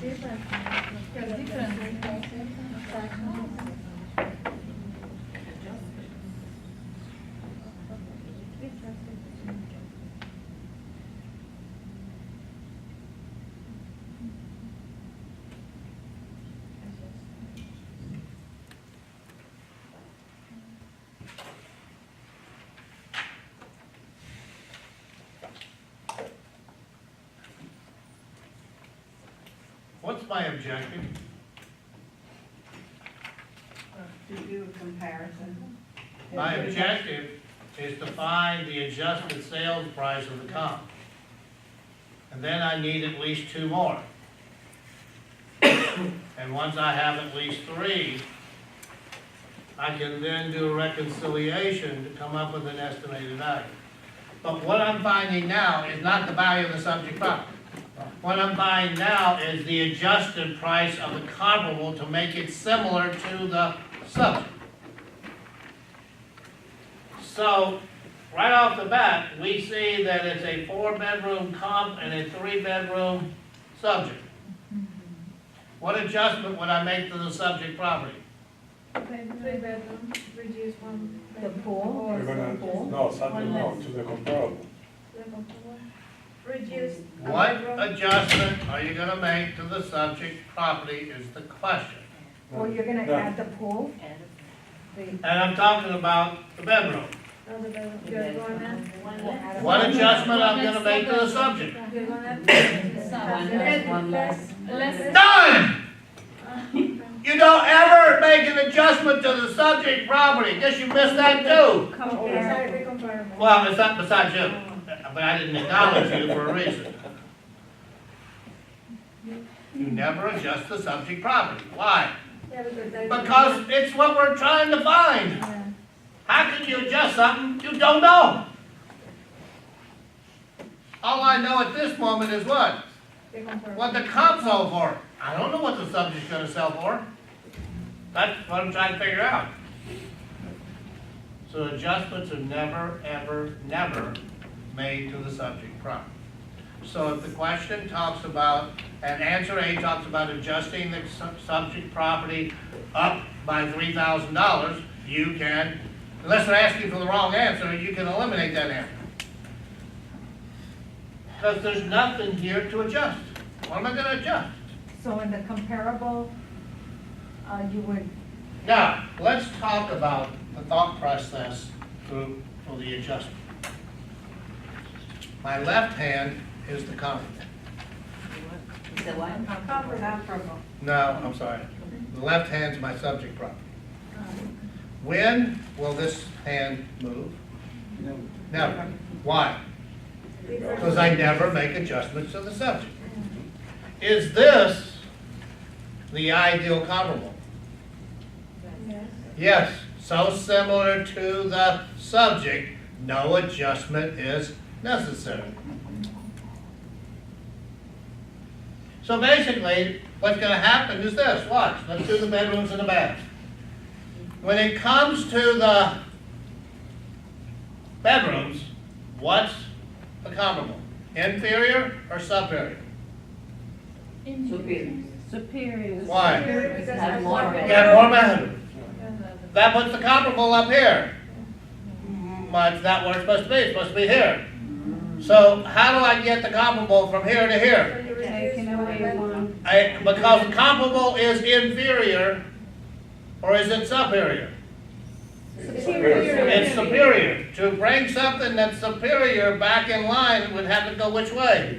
Down. Take one room. Now, the bedroom, baths, should be the opposite. Let's see if that's true. There's the subject. We have how many baths in the subject? Two. Two. The comparable has? One. Makes it inferior. Yes. I have to bring it back by adding the value of a Bathroom. bathroom. I don't care how many times you do it. I don't care how many choices you have to make. They all work the same way. Now, the way I do it is I take the 200,000. Because if the subject property and the comparable were similar, I wouldn't have to make any adjustments. However, we can see that that's not the case. Now, something that we have to take a look at before we do the next thing. Let's go over to the bottom of 356, if you will.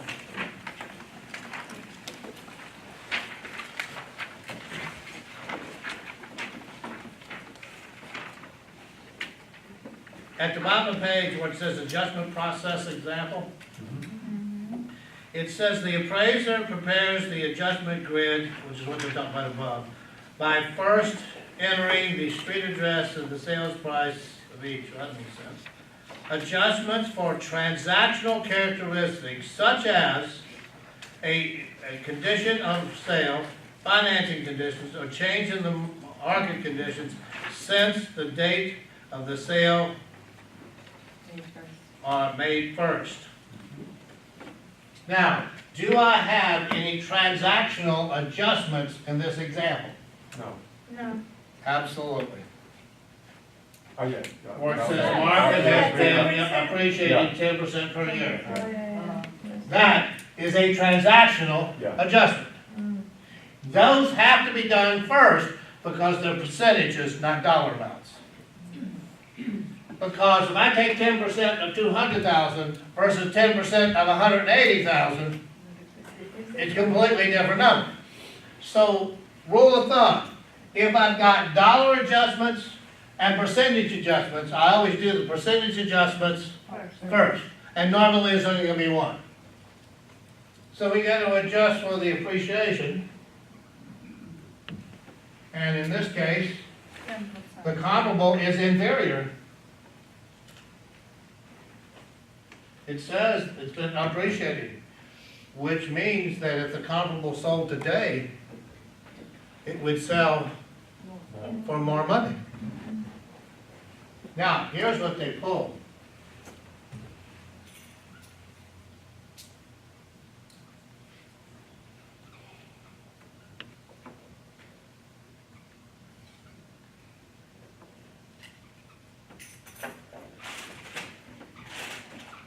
They tell you that the comparable sold 6 months ago, which means the adjustment is not 10% anymore. The adjustment would be 5%. Because it says that adjustment, that appreciation is 10% per year. But the comparable only sold 6 months ago. So we're only talking about a 5% difference rather than 10. But, so let's do it that way. What would be the adjustment? 210,000. So it'd be 10,000? Would be 10,000. And 5%? 5% of 200,000 is? 10,000. Okay, that means at this point, my adjusted sales price is 210. But that makes sense. If the market's appreciated, it should be worth more. Now, we did the bedrooms and the bath. We said that the bedrooms made the comparable superior. So I would have to subtract 5,000. 5,000 for the bed. That brings us down to, and now we got the bath. In this case, the comparable is inferior. So it's 3,000. You gotta do the talking. Not out loud, but you have to do that talking in your head. That way you won't make the mistake and make the wrong adjustment. Let's see, it's 3. 3,000. The comparable is inferior because the subject has 2, so I gotta add 3,000. I'm up to 208. Then I've got a pool in the comparable, which makes the comparable, 8,000. which makes the comparable Superior. superior. So it's minus 8,000.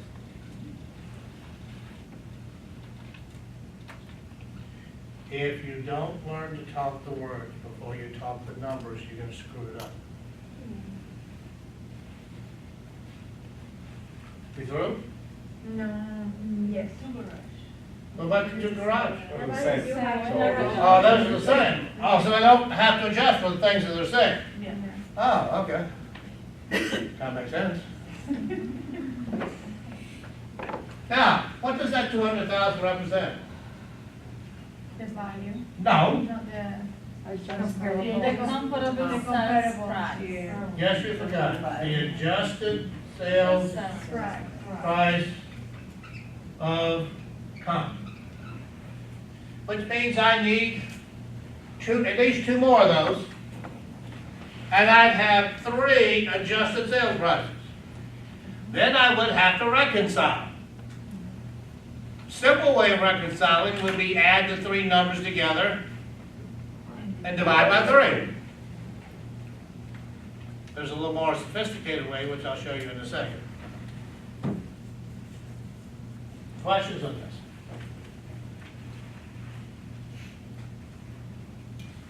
Anybody? Okay. Let's go to page 356.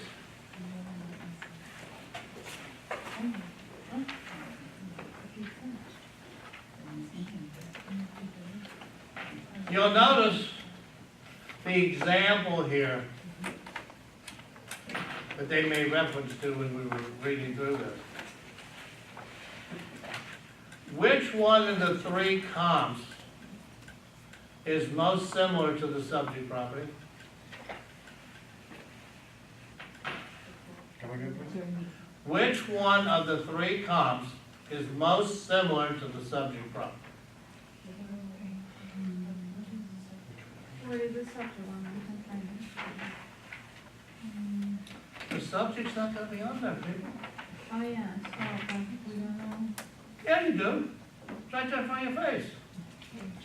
It It says total adjustments, 6770 on the first one minus, the second one is plus 2560, and the third one is minus 11. Which one of those 3 is most similar to the subject? Number 3. That's why it's the least amount of adjustments. Yeah. Because more adjustments means less similar, less adjustments mean more similar. So if I was gonna estimate the value of the property, I'd be leaning on that 139 Yeah. before I'd lean on the other 2.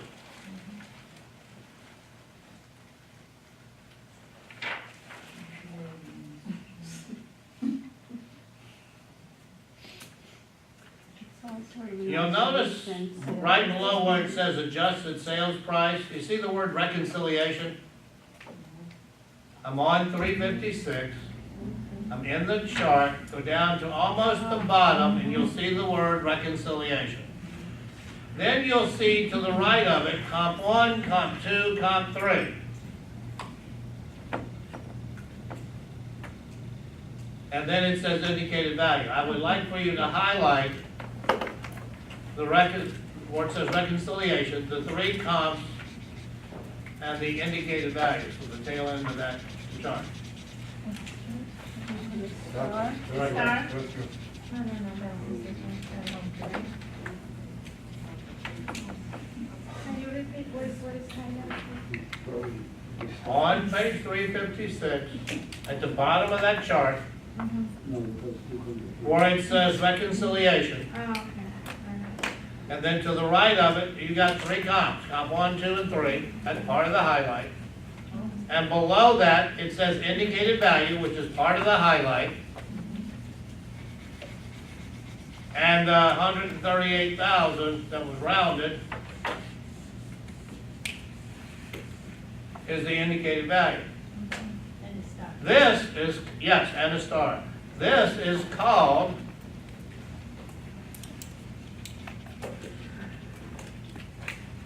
remember what it's called. This is called a weighted average. A weighted average. That's what this process is called. Now, here's the problem. You see that they put 50% on comp 3. Telling me what? That's the one they think is the most similar. They put 20% on 2, I'm sorry, 30 on 2, and 20 on number 1. Now, how did they come up with the 20, 30, and 50? Art. Well, number 1, yeah, all right, you're right. Number 1, that can't be more than 100%. But it has to be 100%. Which means if they ask you this, when they ask you this question on the class test, they're gonna have to tell you the comps, they're gonna have to tell you what percentage each comp is. Now, you will have an extremely difficult math problem.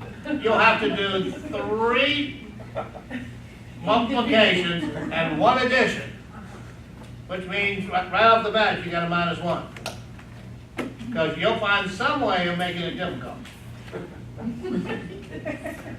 They do everything but give you the answer, because they have to tell you the adjusted price of each comp.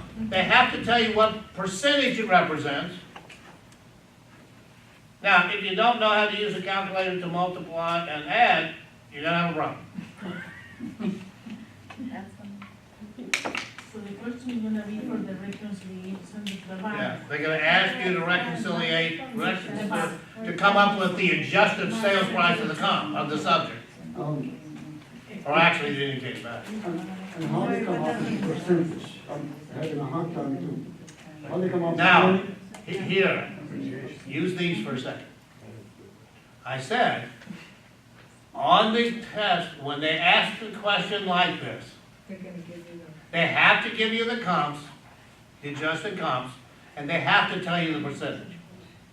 Okay, I heard you. My question is to persist. How they come up with the 20% on those values? Because If the they last give, comparable 20%, the middle one 30%. It's the opinion of the appraiser. Remember, this is Just an the art, opinion? not a science. It's just the opinion of the appraiser? Yeah, that's what I have the license for. It gives me the right to do that. Really? But that's based on experience, That's right? the part of art you mentioned. art. Art. In the market I write down the art. market conditions. Yeah, And I hate that to read. numbers. market conditions, I do. I never become. what we did over there, that's market conditions. Appreciation. Yeah, so it'll be a percentage. And that is per But year. they converted it to a dollar. Yeah, that's what You know, I it's converted it to a dollar amount And that too. is per year, yes? It's still my dog. Yeah, well, it depends. I'm glad I did it. Now, If it doesn't specify if that is per year. everybody listen very carefully. When it comes to that thing over here about the appreciation, just read it. Whatever it tells you is what it is. Don't ask me what it's gonna be. I don't know. But what they love doing is telling you the appreciation for a year, and then turn around and tell you that the subject comparable property only sold 6 months ago. Which means that they gave me 10 as the adjustment, then I use 5. Yeah, that I get it. Okay? It's just confusing when they give you the money instead of the percentage. easy. Well, would you like to know the next time you're gonna do this? When you take the broker's course? Or actually, when you take the 45 hours? Again, This is an illustration to show you how it works. This is the test question.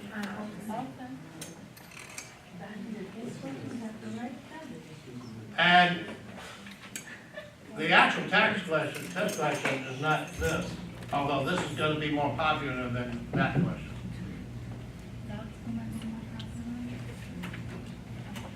But the reconciliation one's a piece of cake. It's 3 multiplications and an addition, that's it. I'm taking a break. I got to go find some. Do me a favor, please, don't leave that door open, screws up the air conditioning.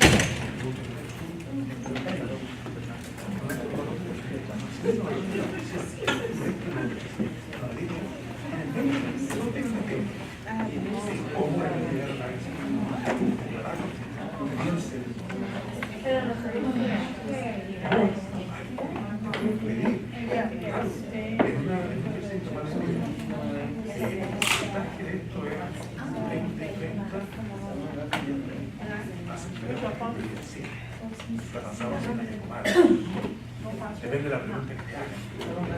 Weighted average multiplica por el 50%.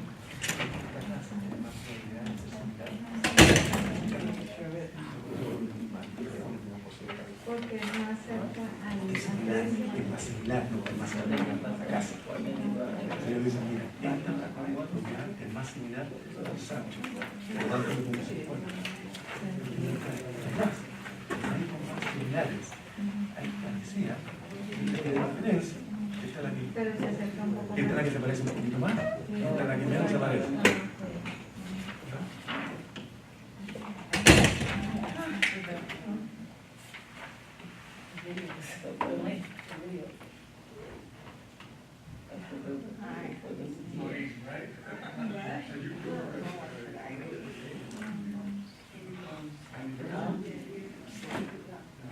And you want to actually bring your knowledge here, you'll be. Remember, funds out the public and school, have an external journey, go to the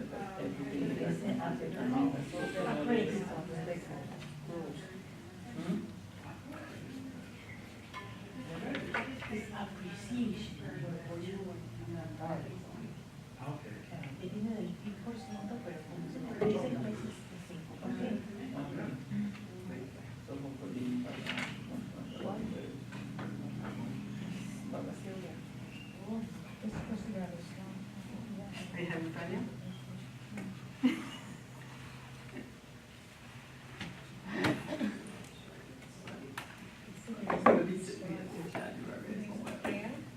I signed up for it already.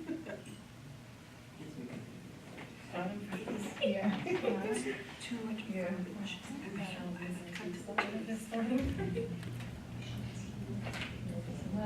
Was it from Monday's class? Monday's class? No, that's. But the classes that you had us on. No, I don't. 267? Almost stopped. Where it says the process, this topic is accomplished by assignment.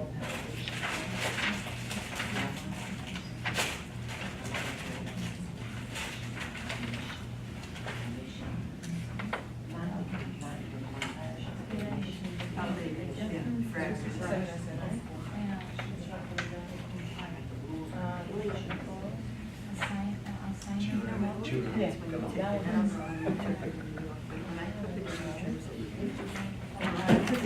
trabajo now? ¿Qué pasó?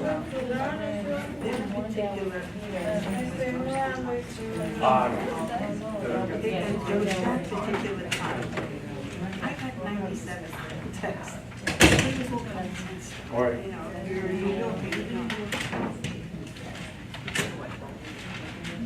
Maybe she get her book back.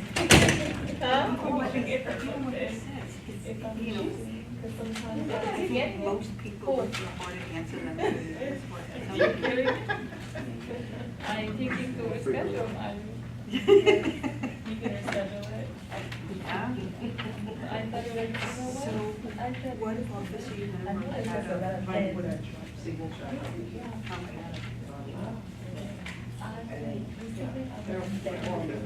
Oh, okay.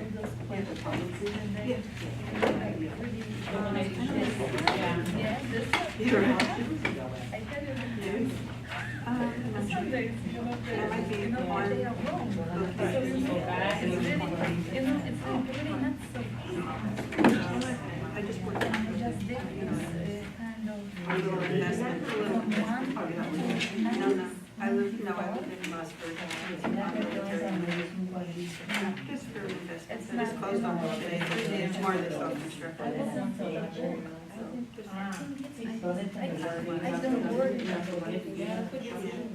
I don't No, it's gotta be done.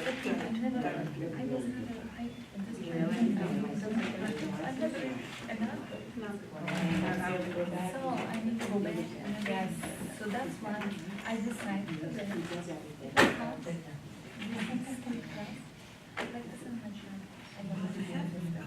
Because there's so much. I don't think this is my opinion. It's a one bedroom. I don't think It's cute. I want it. It's on the canal. It's on the water, so it's, you know, it's really nice. I don't know. I can be so. I don't know. I don't know. Just to make it so I can.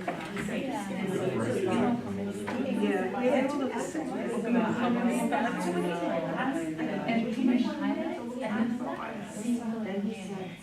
confusing. It's like this one. I don't understand.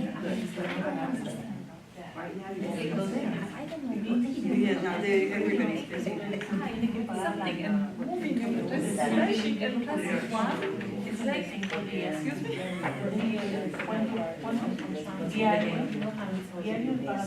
This is what I said. That's what I'm mainly trying to. I understand more than this. I understand. Kind of a beachy life.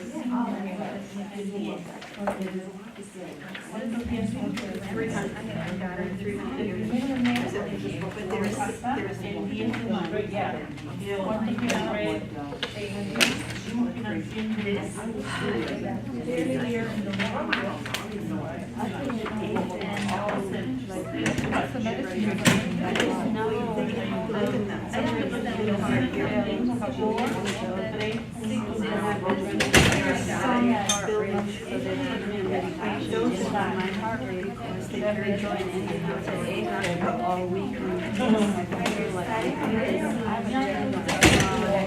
Do anything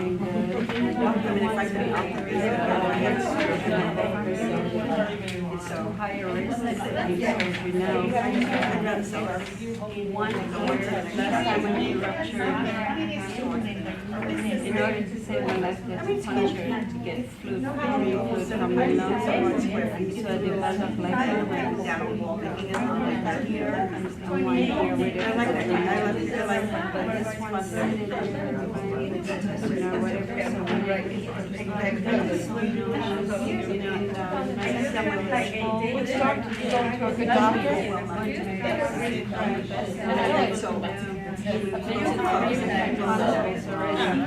But it's not just the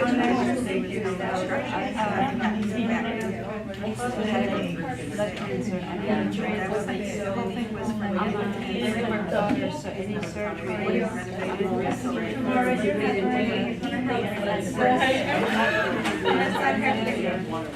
What happened? Did you move or? I'm here Saturday. I used to use the library. There's a lot of water. I'm drinking it. I don't have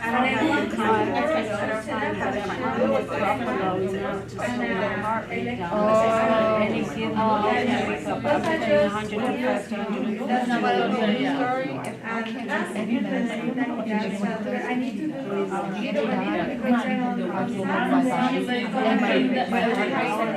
Goes from normal to,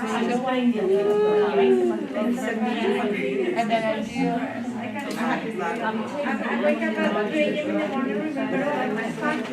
I have a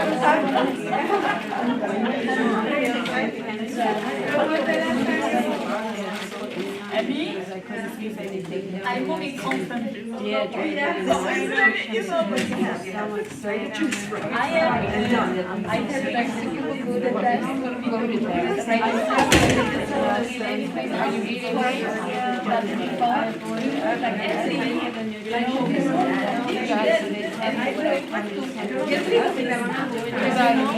what about exercising, doing easy stuff,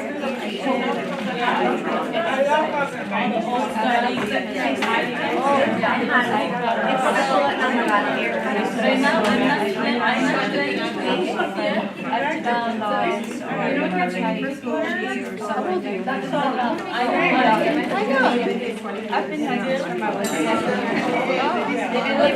I think you're younger than I am.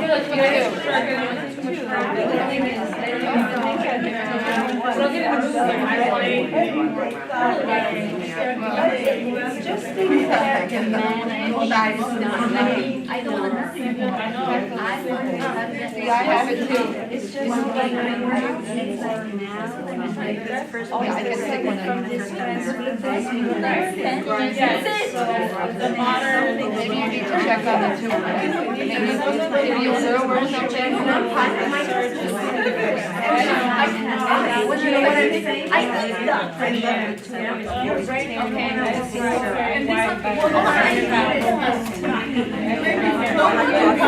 I suffer with very bad migraine every day.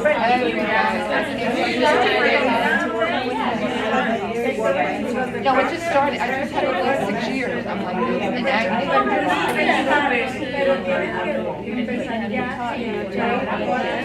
I do certain for breathing technique, but also avoid certain colors, strokes, different. yeah, I think that's my problem.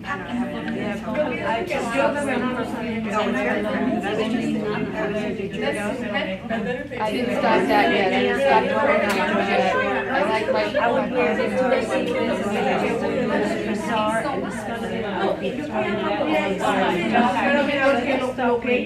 Actually, I should have done systems already, I did it online, and I've done about 5 points, that was last year, but this year it's different this year. So I don't even know if I'm gonna mess it up with these headaches, I just can't function, I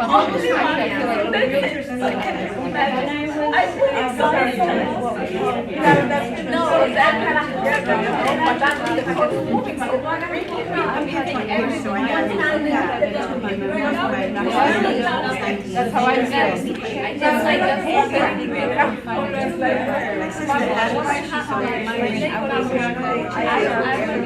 Tie a scarf around my head so the pulse wouldn't beat in my head. That's so bad. And then, of course, after a while, so when I came here,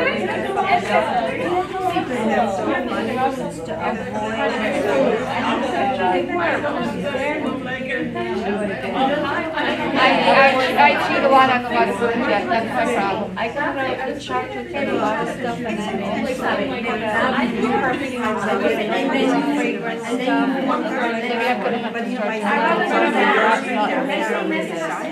I'm trying. I bought this stupid shit, $30. my friends like Sorry. It's a very trendy, great restaurants down there. She, you know what, she was on the stay. Yeah, I have the offer. I Right now, this is a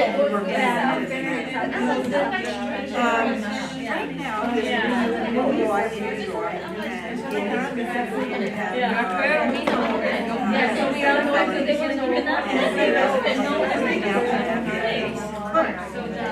so, she works 2 days, who hired her to go to the website. Yeah, they want to do that.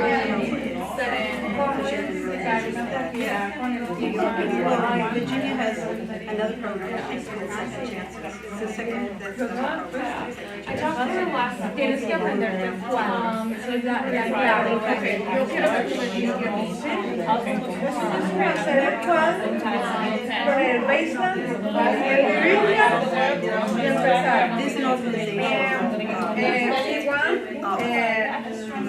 entonces abrir las direcciones, ¿no? Entonces especial north, east, south, northwest, southwest. Ya teniendo esos cuatro, ya empieza. T1, north, T2, north, south. Después, después,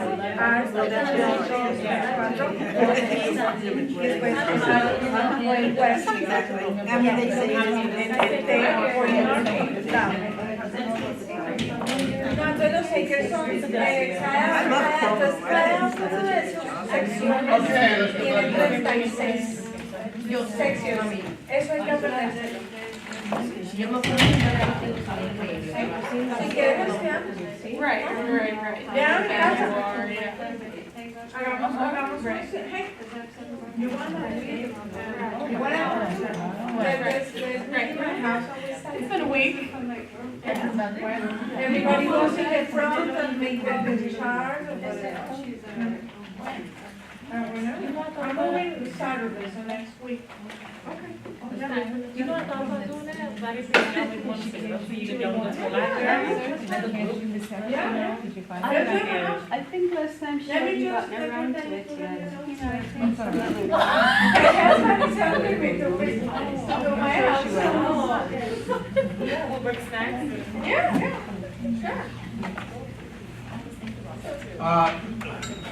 I couldn't help but overhear your conversation about getting together to study. Yeah. Not to discuss.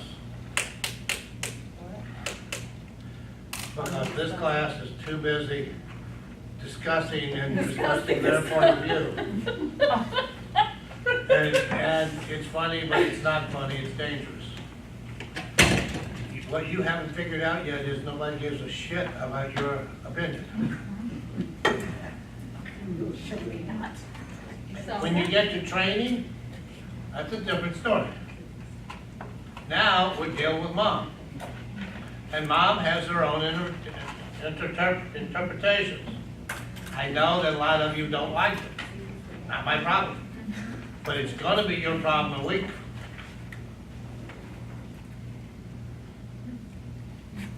So you need to focus on those stars at this point. Right now, I'm concerned about getting past the class test. I would say so. All right, let's take a look at cost appreciation. We're on page 359, we're right in the middle of the page where it says cost approach.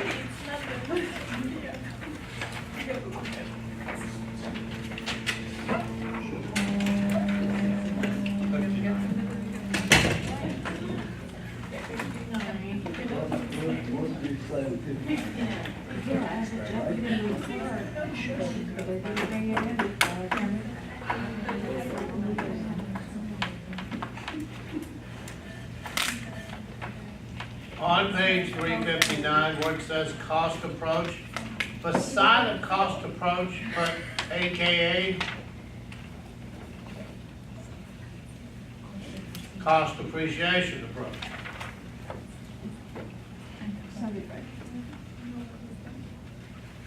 They also did that in the first sentence of the paragraph underneath of it.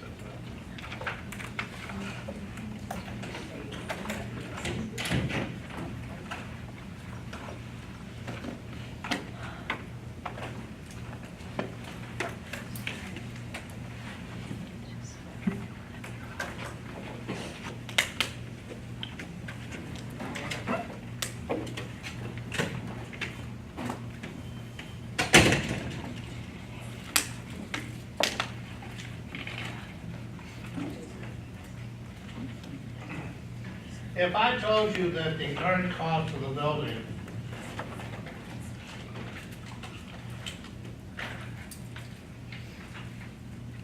was 100,000, what's that mean? That is how much you invest to build it. From a value standpoint, what does it mean? There is no profit there. I asked you about profit, I asked you about value. This is how, yeah. That's how much the building is. The market value? Hmm? That's how much the Building is worth? How much the building is worth? No, that's its maximum value. We have to attach the second part. Because the cost is what it, the cost is the money it would take at this point to bring it to new condition. However, the building is 15 years old. It is not in 100% condition. Therefore, the odds are it's not worth, the building's not worth 100,000, something less than that. Now, there have got to be methods to estimate what the depreciation may be. Is there going to have to be methods that are used to actually come up with the cost of the building? Of course.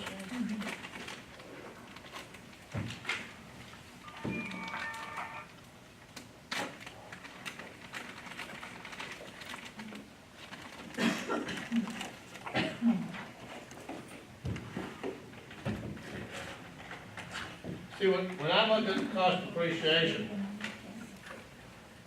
and there's a reason I added the depreciation in.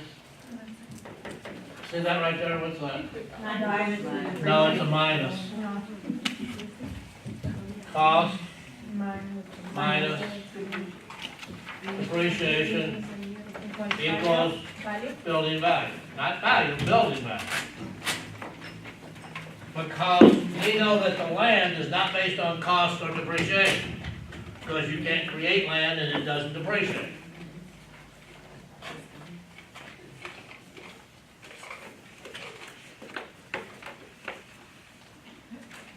So there are two factors that come into play to come up with the estimated value of the building. That is its cost and any, what they call accrued, which means accumulated depreciation. Because remember, we're looking at the building as if it was brand new.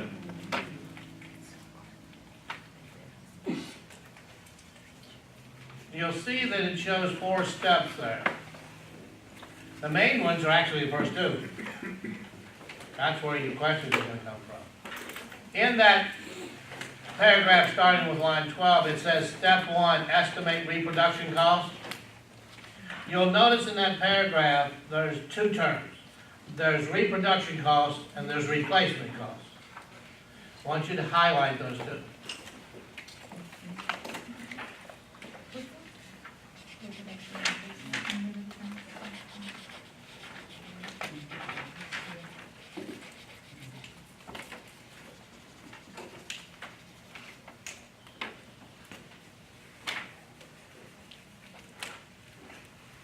There's the first 2, yeah? The estimated reduction and then the reduction cost. As an appraiser, which one of those 3 would you use? The 3 of them. Well, there's only 2. No, Reproduction cost and replacement cost, only 2. no, okay, the 2 are. How many of you say reproduction cost? How many of you say replacement cost? All right, we have to do this again because I'm waiting on 100% vote.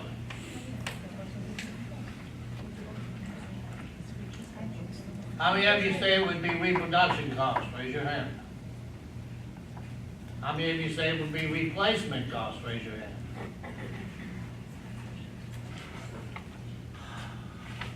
am I trying to find the value of a similar building?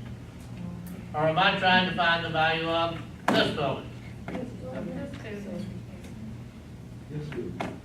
Well, then I wouldn't be using replacement cost, would I?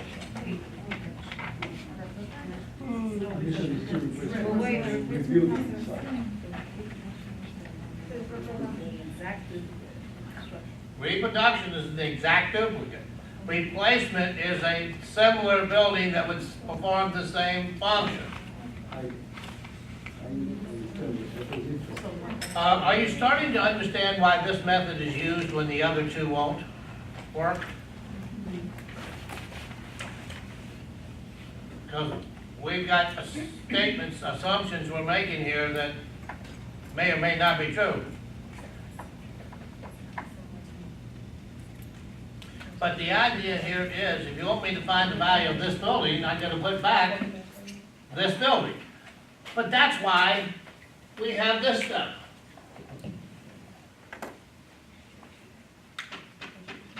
Because that's adjusted for the fact that the building is not brand new.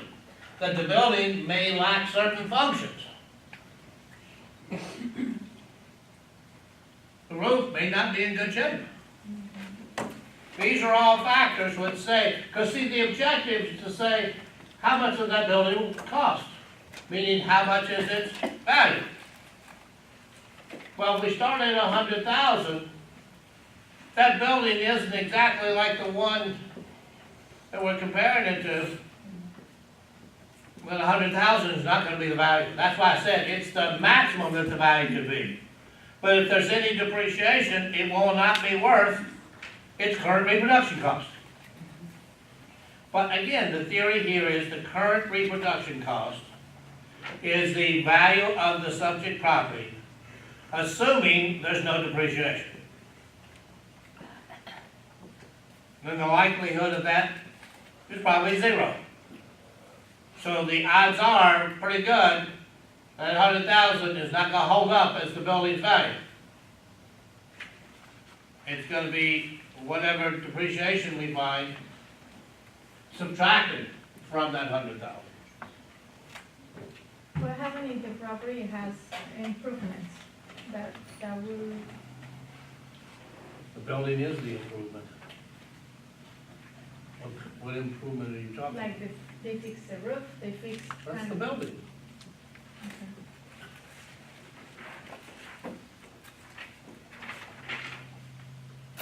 Now, you just made an investor statement, not an appraisal statement. You gotta realize in this chapter, you have to think like an appraiser. You can't think like an investor in here. And it gets worse when we get to income capitalization. You think like an investor. You're not playing investor right now. You're playing what? Appraiser. You're trying to estimate the value of a property. And a specific method is being used. We have to follow the parameters of that method. By the way, this chapter where we're talking about appraising, well, no, those things. In the appraiser's course, this chapter is 75 hours. So I have a feeling that we're just scratching the surface here so you get familiar with the terminology. If you want to know more about appraising, sign up for the appraisal course, which I did not teach. You need 2 years experience. We for do that. the appraisal course too. He just said no. This is no. Yeah, but we don't need it. I mean, That's not the point. The but we point need to is know the vocabulary. depth of this material. If you feel like there's something missing here, yeah, about 65 or 67 hours of material. So they're giving you the basics of how these things work. Not everything you need to know to be an appraiser. If you want that part, go take the course. I got the license, so you go. Bottom of the page is that gray box. It's the formula for cost depreciation. Might be useful. Is it a star? No, it's not a star. On page 360, in the middle of the page, you have that figure 16.2 where it says comparative square foot method. Here's what I'd like you to do. You see there it says estimated reproduction cost, and it gives you the square footage and cost of the main building, the utility, the entrance, and the garage. And then it tells you the total estimated reproduction cost of the structure. I would like you to highlight all that.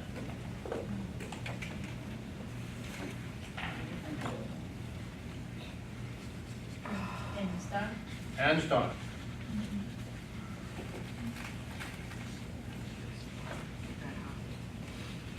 Just answer the total reproduction cost. Yeah. Because what they do is they give you a question where they give you the different square footages of the building. And they tell you how much each component costs per square foot. So basically what you're doing here is you've got 4 multiplications and an addition.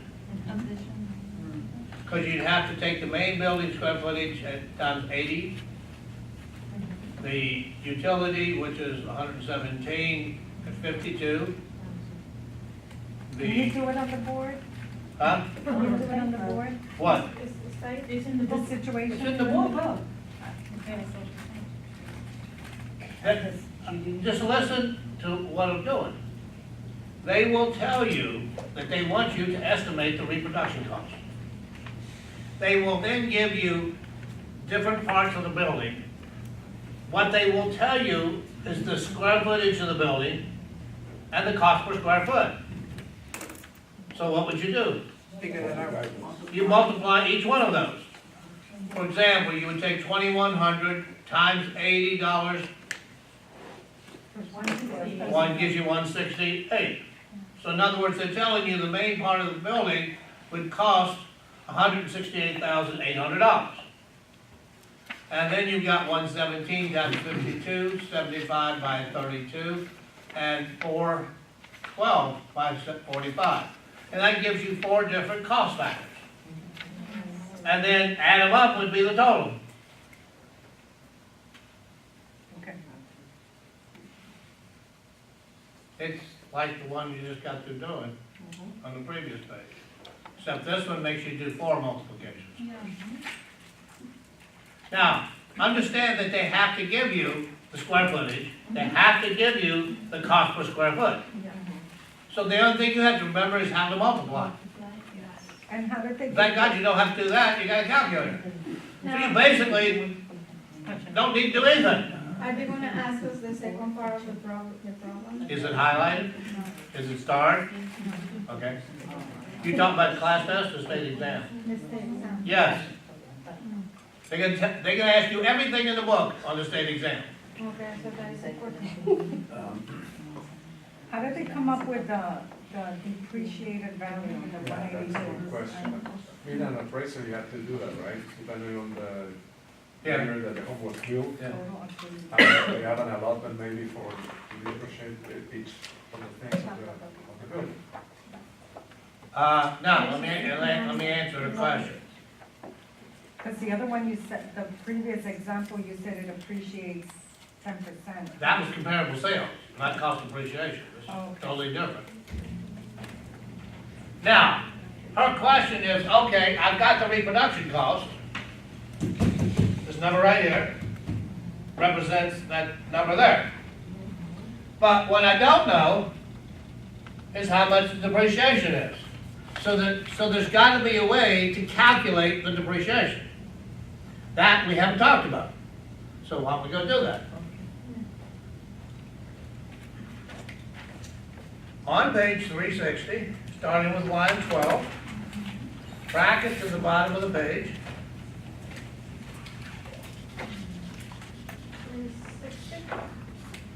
Yeah, same. Same page we're just on. And then on page 361, that bracket continues to line 19.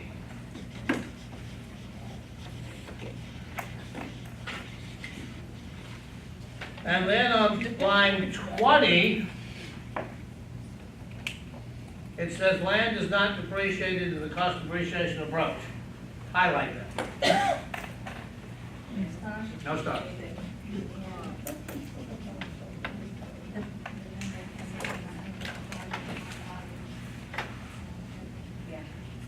Now, this concept of depreciation, sometimes they just call it depreciation, sometimes they call it accrued depreciation. What does the word accrue mean? Accumulating, building up, okay. This depreciation is not tax depreciation. If we say this building has depreciation, that means there's something that makes it not new. Like the car, kind of when you drive a car, right, off the lot. Is the usage, Now, the question is, how do they calculate? What do they look at to come up with these depreciations?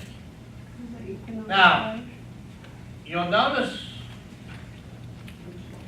on the last paragraph on 360, you have the term curable depreciation and then the term of incurable depreciation. Does curable mean you can fix it? Yes. No, because incurable doesn't mean you can't. Curable means that if I need an extra bathroom, because the marketplace says you need to have 2 bathrooms, not 1, I only have 1. If I add that bathroom to the building, and it costs $3,000 to put it in, but it adds $5,000 worth of value. Is it curable or incurable? Curable. It's curable, because curable means that if I put the money in to fix it, I'll get back at least that money, if not more, in value. Incurable is just the opposite. Incurable says if you put a $50,000 pool on a $100,000 house, you are not going to get back the money. You may get some of it back, it'll add value. You already know that incurable is called an over-improvement. That would be an example of something that would be incurable. The buyer said, well, the seller says to you, it's worth a lot to me. And my response to the seller is what? Keep it. Keep it. Because if it's worth more to you than it is to the market, you need to keep it. Which is okay. Because a lot of sellers, when they look at the idea of selling, I've had agents go out on an appointment, and the seller realizes when the agent really lays it out in front of them and helps them understand what they're getting, that they're not ready. Which is cool, because you know what? When they are ready, they're going to look you up. Why?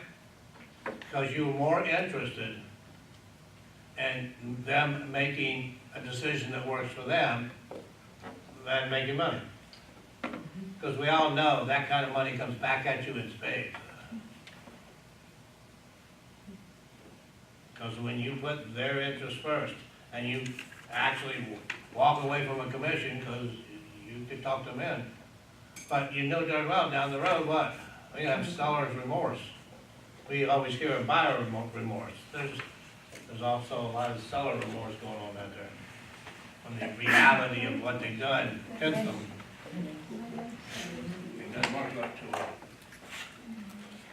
Now, let's get to the question that was asked 15 minutes ago. At the top of page 381. 361, I'm sorry. I can't find a pair of glasses where I can see those numbers. It's a little, that's why sometimes I hesitate. I'm trying to focus and see them. I think these progressives are a nightmare. There are 3 areas or three causes of depreciation in a building. One's called physical deterioration. The second one's called functional obsolescence. And the third one's called external obsolescence. They have a star.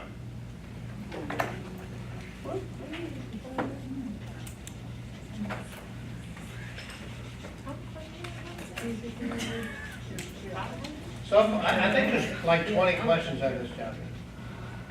20 questions. Out of this chapter? 16? No, 20. I'd say 16. No, off of the shop, there's 16. Say again? Yeah, chapter 16. Off of this chapter, this is No, chapter this 16. chapter. Yes. So 20 questions Yeah. off this chapter 16. Yeah. On a class. On a class set? You read the pages up on the meter. Did you ever notice when I bullshit, everybody listens?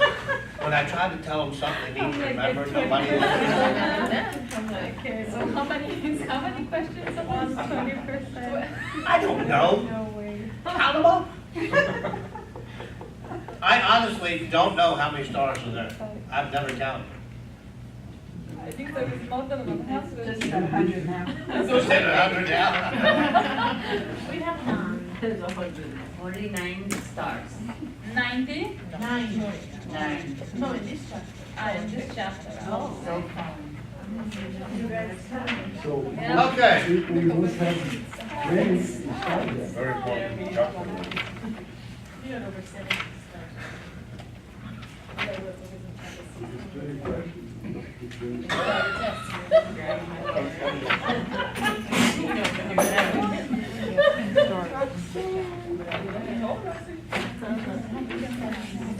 All right, let's move along here.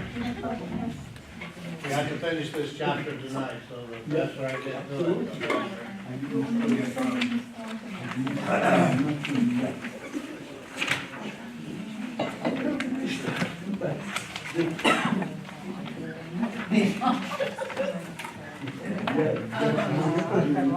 That's my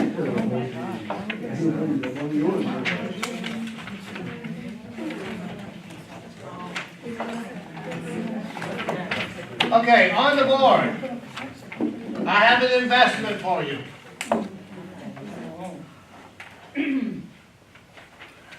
I've got an investment that pays at a rate of 10% a year, which would translate into $10,000 of annual interest. In order to get that, how much would I have to invest today? difficult question. $100,000. Because if I'm not mistaken, if I invest $100,000 and I'm getting a 10% return, that's $10,000 a year. Maybe not in the country you come from, but from this one it does.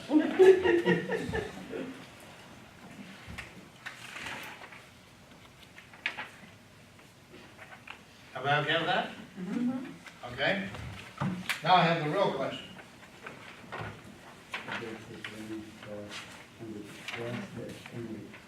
Forget what you said. No, I'm talking about class test. State test, something else. Next, you want me to ask? Something else.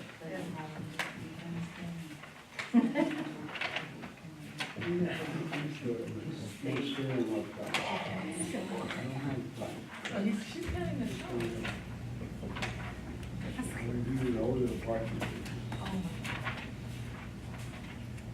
I have an investment for you. It is a fourplex. It has annual net income, operating income of $10,000, and the cap rate or the rate of return is 10%. What's the maximum you'd be willing to pay for that property? $100,000. It's the same question. I don't care whether you're talking about a savings account in the bank or 100 or 10? 100,000.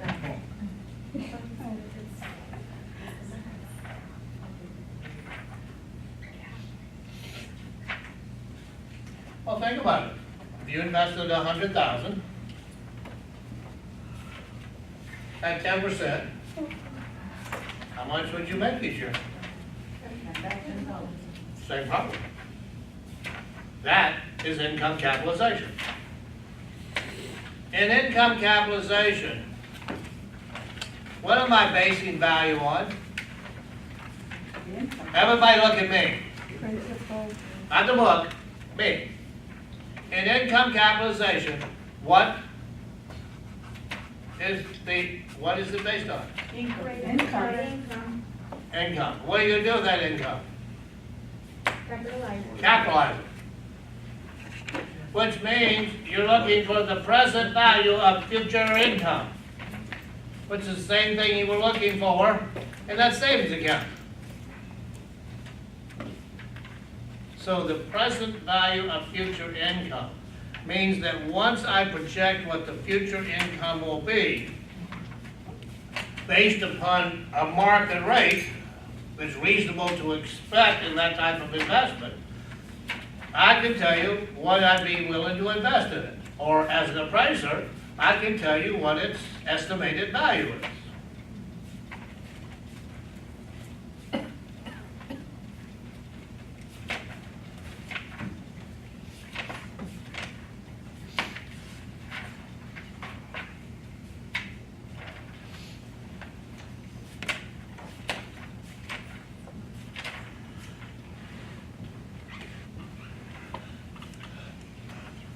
There is a gentleman that you probably want to get familiar with in this section called Irv. What's the I stand for? Interest. Which income? Income. Net operating income. What's the R stand for? Capitalization rate. The capitalization rate. Yeah. What's the V stand for? Wait a minute, what chapter are we in? Appraising, what would a V stand for? Okay, And the R? you got the two hard ones right and couldn't figure out the V. What's the R stand for? Now, give me the formula to calculate the value. The income divided by the value. Huh? That is the formula. Well, what is it? To me, that's just 3 letters. Capitalization rate times value. By what? By the value, the rate value, The who? the rate. No, the capitalization. Capitalization rate. Thank you. Yeah, but That's how you remember how to calculate value with income capitalization. And if they want to know the rate, you move your hand over here. And now it's the income divided by the value. And these numbers are always annual.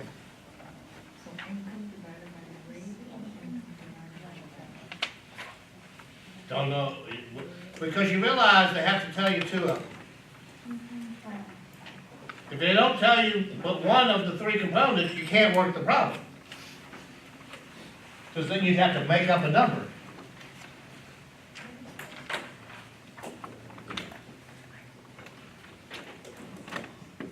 Okay.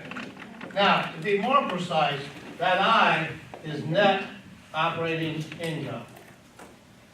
Is net income before or after expenses? Okay.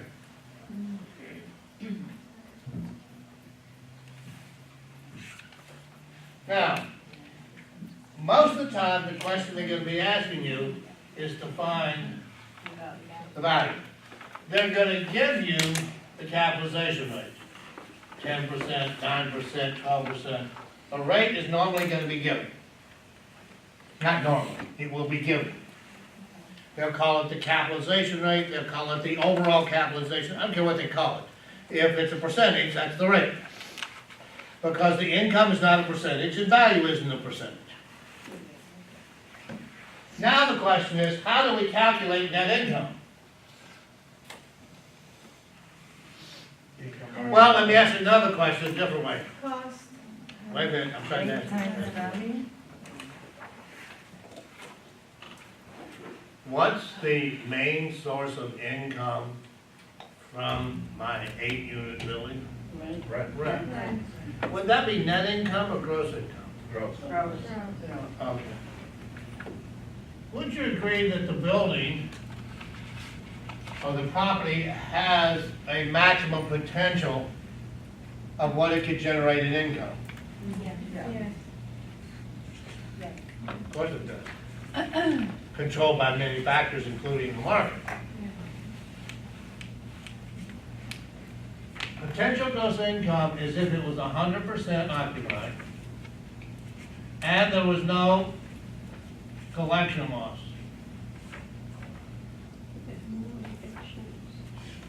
Or vacancy and collection loss. Now, what that means is everybody, all the units are rented and everybody is paying.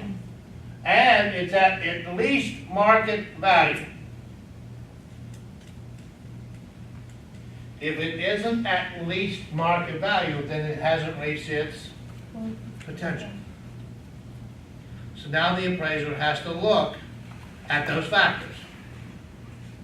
Is it 100% occupied? Well, that's pretty easy to figure out. Is everybody paying? That's collection. See, because I can be full, but I got 2 or 3 tenants that are always late, or sometimes haven't paid for months, then the property has not reached its potential. And if the rent I'm charging is too low, Specialty. I'm still not at market. So all those factors have to be taken into consideration. Now,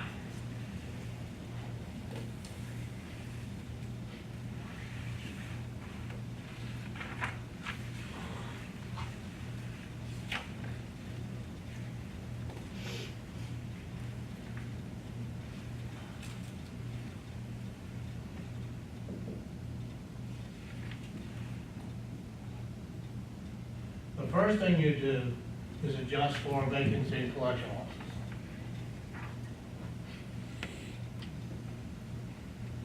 That is normally a percentage of the potential gross income, which means they're going to give it to you in a percentage.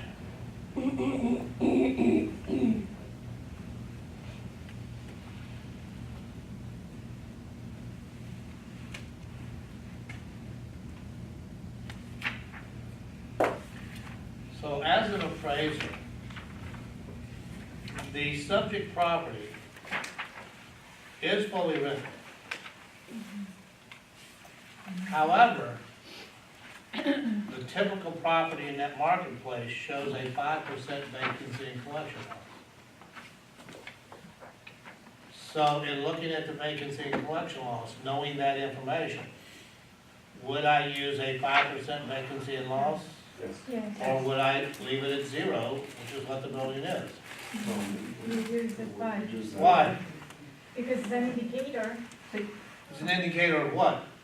that. Market value. The market value, yeah. Which is what we're trying to find. You gotta realize that all these discussions of these different methods, the ultimate objective is to come up with market value.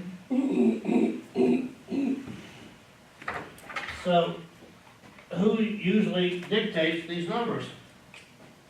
The market. Now, I've got vending machines. I charge for parking. That's additional income. It's not part of the rent. My question is this. Would I add that additional income here or up there? Down. Why? Because the vacancy will have already impacted those additional monies. Okay. So you kind of balance it out with that.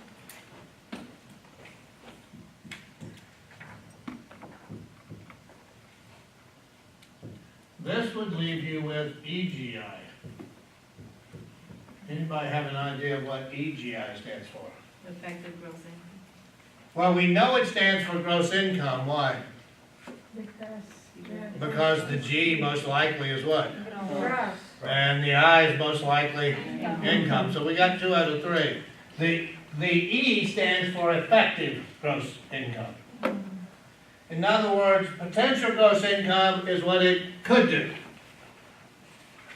Effective gross income is more likely what it will do. In other words, it's the reality of the gross income I'm going to wind up with. Always start at what appears to be the maximum this property can generate. And then, taking these factors into consideration, I get the real number. Now, you have operating expenses. There are 3 of them. Fixed, variable, and reserve or replacement.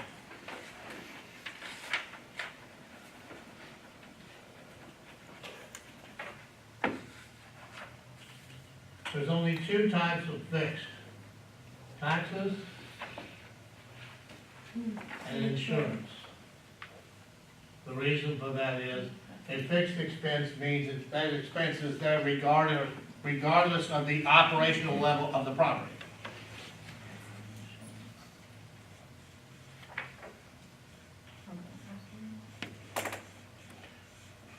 Variable are expenses that change, like with the operation of the building, like lawn maintenance, like maintenance in general. Your utility bills, if you're paying them as the landlord. Where would you stick your mortgage payment? Fixed, variable, or reserved for replacement? It depends. Depends on the rate. We'll find it out. Can I ask you a question? I have a question for you. Do you pay your mortgage payment to operate the building, or are you paying the mortgage payments so they don't take it away from you? I don't think Then it ain't an operating expense, it's an ownership expense.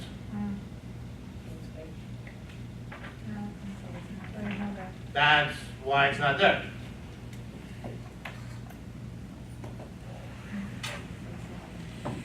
And then that leaves you with what you're looking for.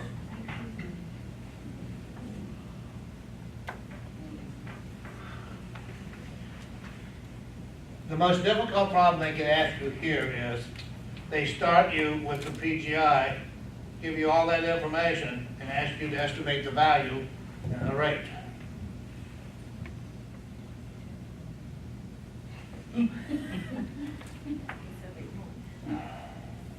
Again, the problem with a problem like this is they give you all the numbers. They have to. Can't make them up. So what you're concerned about is not what the answer to this question is.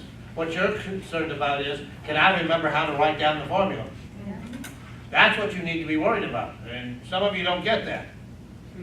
You're too busy pushing buttons in a calculator rather than paying attention to the flow of activity. Because guess what? It does the same way every time. If I did 10 problems like this, they'd all look the same, except for the numbers. That's why the focus can't be on the numbers. The focus has to be on the process. Follow the process, honestly, it's easy. They're not difficult to do. Questions on that? Okay.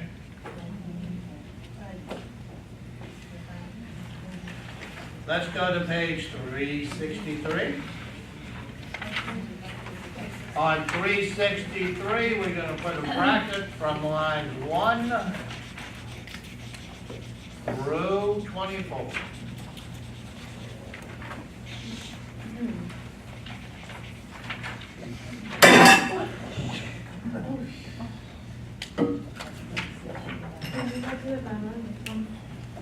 I got it. I will go. And this is what? No, I'm sure I can do the shower.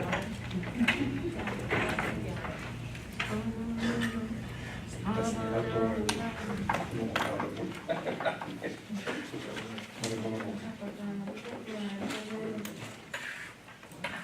Me has dicho, me has tirado bien.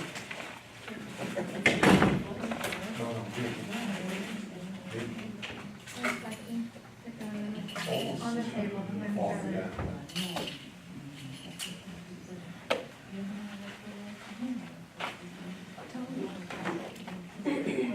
Wait 1 second.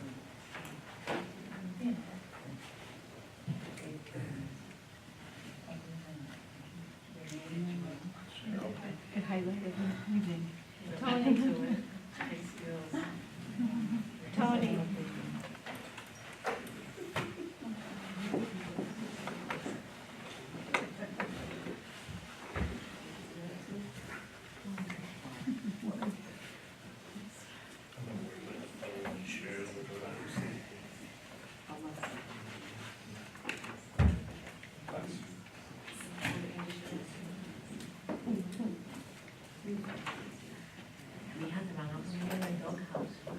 All right, let's try this one more time.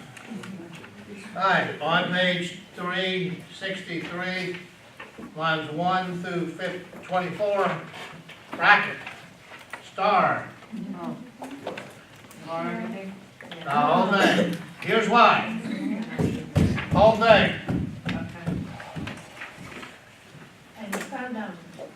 And we start that one because that one's the same as the one you just done. Because I see BGI, EGI, and B, net. Looks familiar. And you got a great example on 364.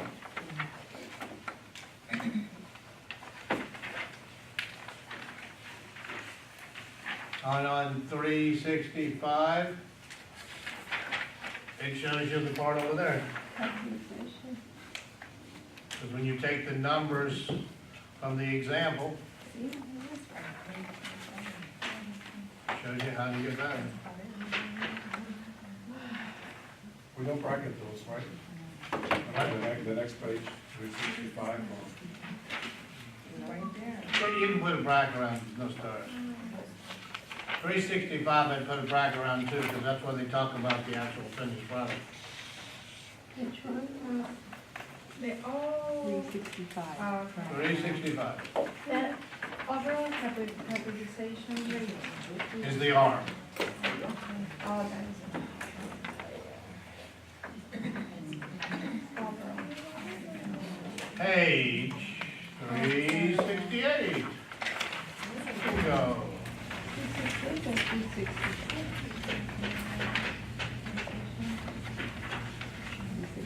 Yeah, 366, you run a little bracket too. What? 366 bracket.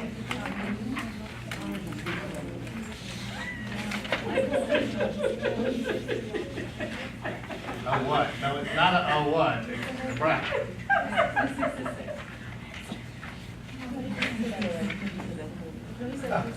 All right, I'm on 368. I don't know where you are, but get to 368. On 368 and 369, they talk about something called the gross rent or gross income multiplier. In order to find value, am I going to use net income here or gross income? Gross. Am I going to divide or multiply to find value? Well, explain to me why it says multiplier if I'm going to be divided. It says sale price divided by gross.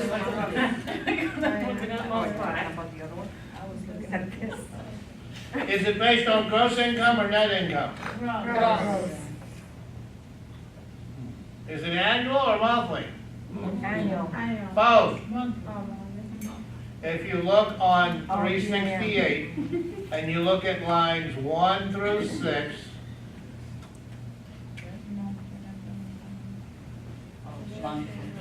I'd probably highlight that. I'd probably star that. What? 1 through 6? 1 through 6? 1 through 6, yes. And then I'd like you to jump over to the next page, which would be 3 something. Lines 16 through 20.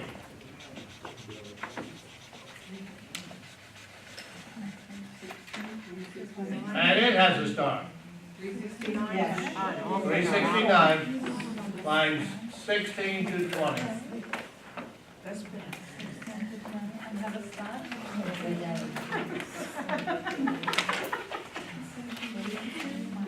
My question is this: in the gross income multiplier, do I use monthly or annual rent?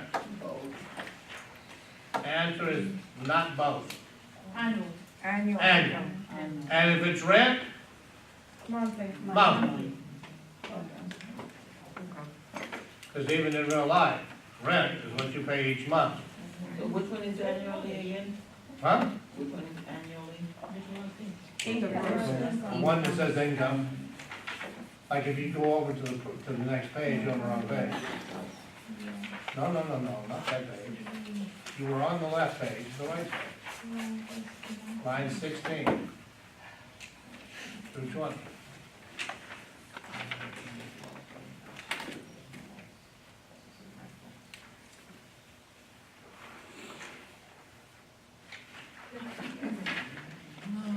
She's got it.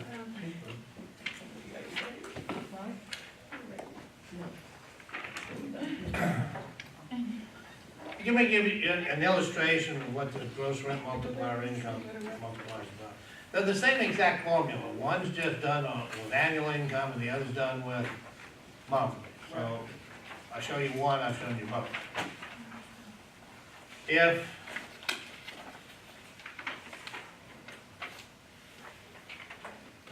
let's say, this obviously is not very precise. Why? Right off the bat, they're starting with gross income. They're not taking into consideration any of the operating expenses. So it's not going to be as precise. It's what they refer to sometimes as a ballpark figure. You know, whereas it's within a range. For example, let's say that you have an investor who's looking to buy in a given community. And doing some analysis, you notice that the typical property in this marketplace that's an investment property is selling for, or its multiplier, gross rent multiplier is 600. I'm sorry, is 100. Use the wrong number. Is 100.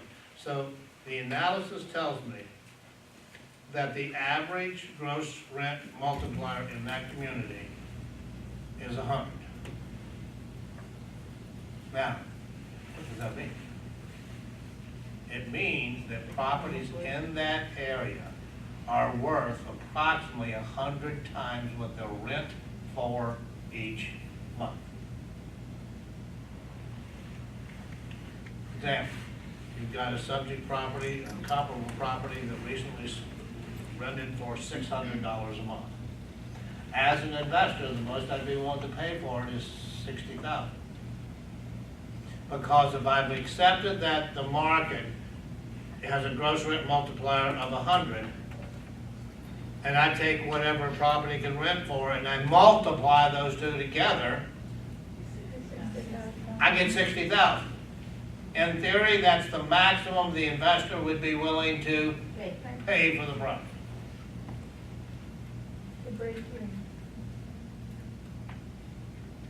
Probably. But that didn't sound very precise compared to what we just got through doing. Because it's used again to get an approximate.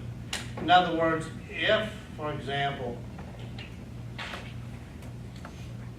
the multiplier is still 100, and the comparable recently sold for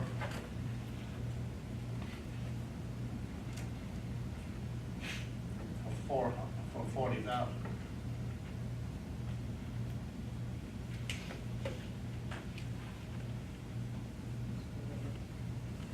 So if it's sold for 40, the multiplier is 100. But what if it's sold for 45? and it makes the same amount of money as if you sold it for 40. So if the income goes up, then that multiplier is gonna give you a lower number. How did they calculate the multiplier? They take what something recently sold for and divide it by how much it would rent for. 60,000 divided by 600 gives you 100. And you do the same thing for the annual, except the number's gonna be a small number at 8, 9, or 10, instead of 100 or 90 or 150, because the income you're working with. But the question I'd like to ask you the most is GRM versus GIM, as far as whether it's annual income or monthly income.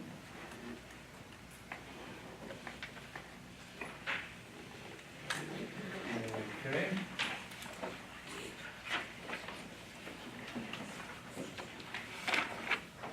Let's see. We got one more class. And then we have a review on Wednesday. And the test on Monday.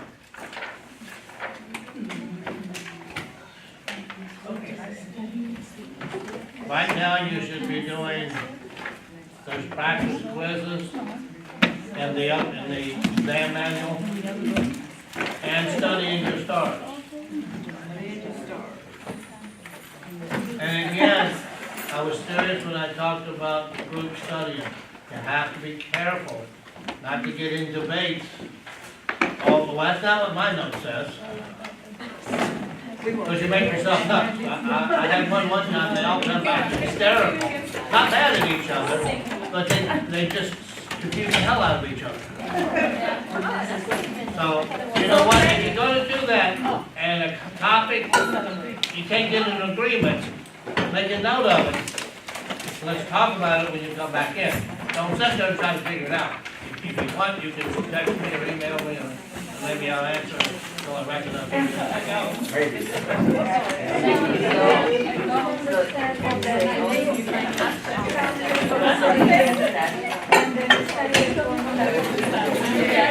it.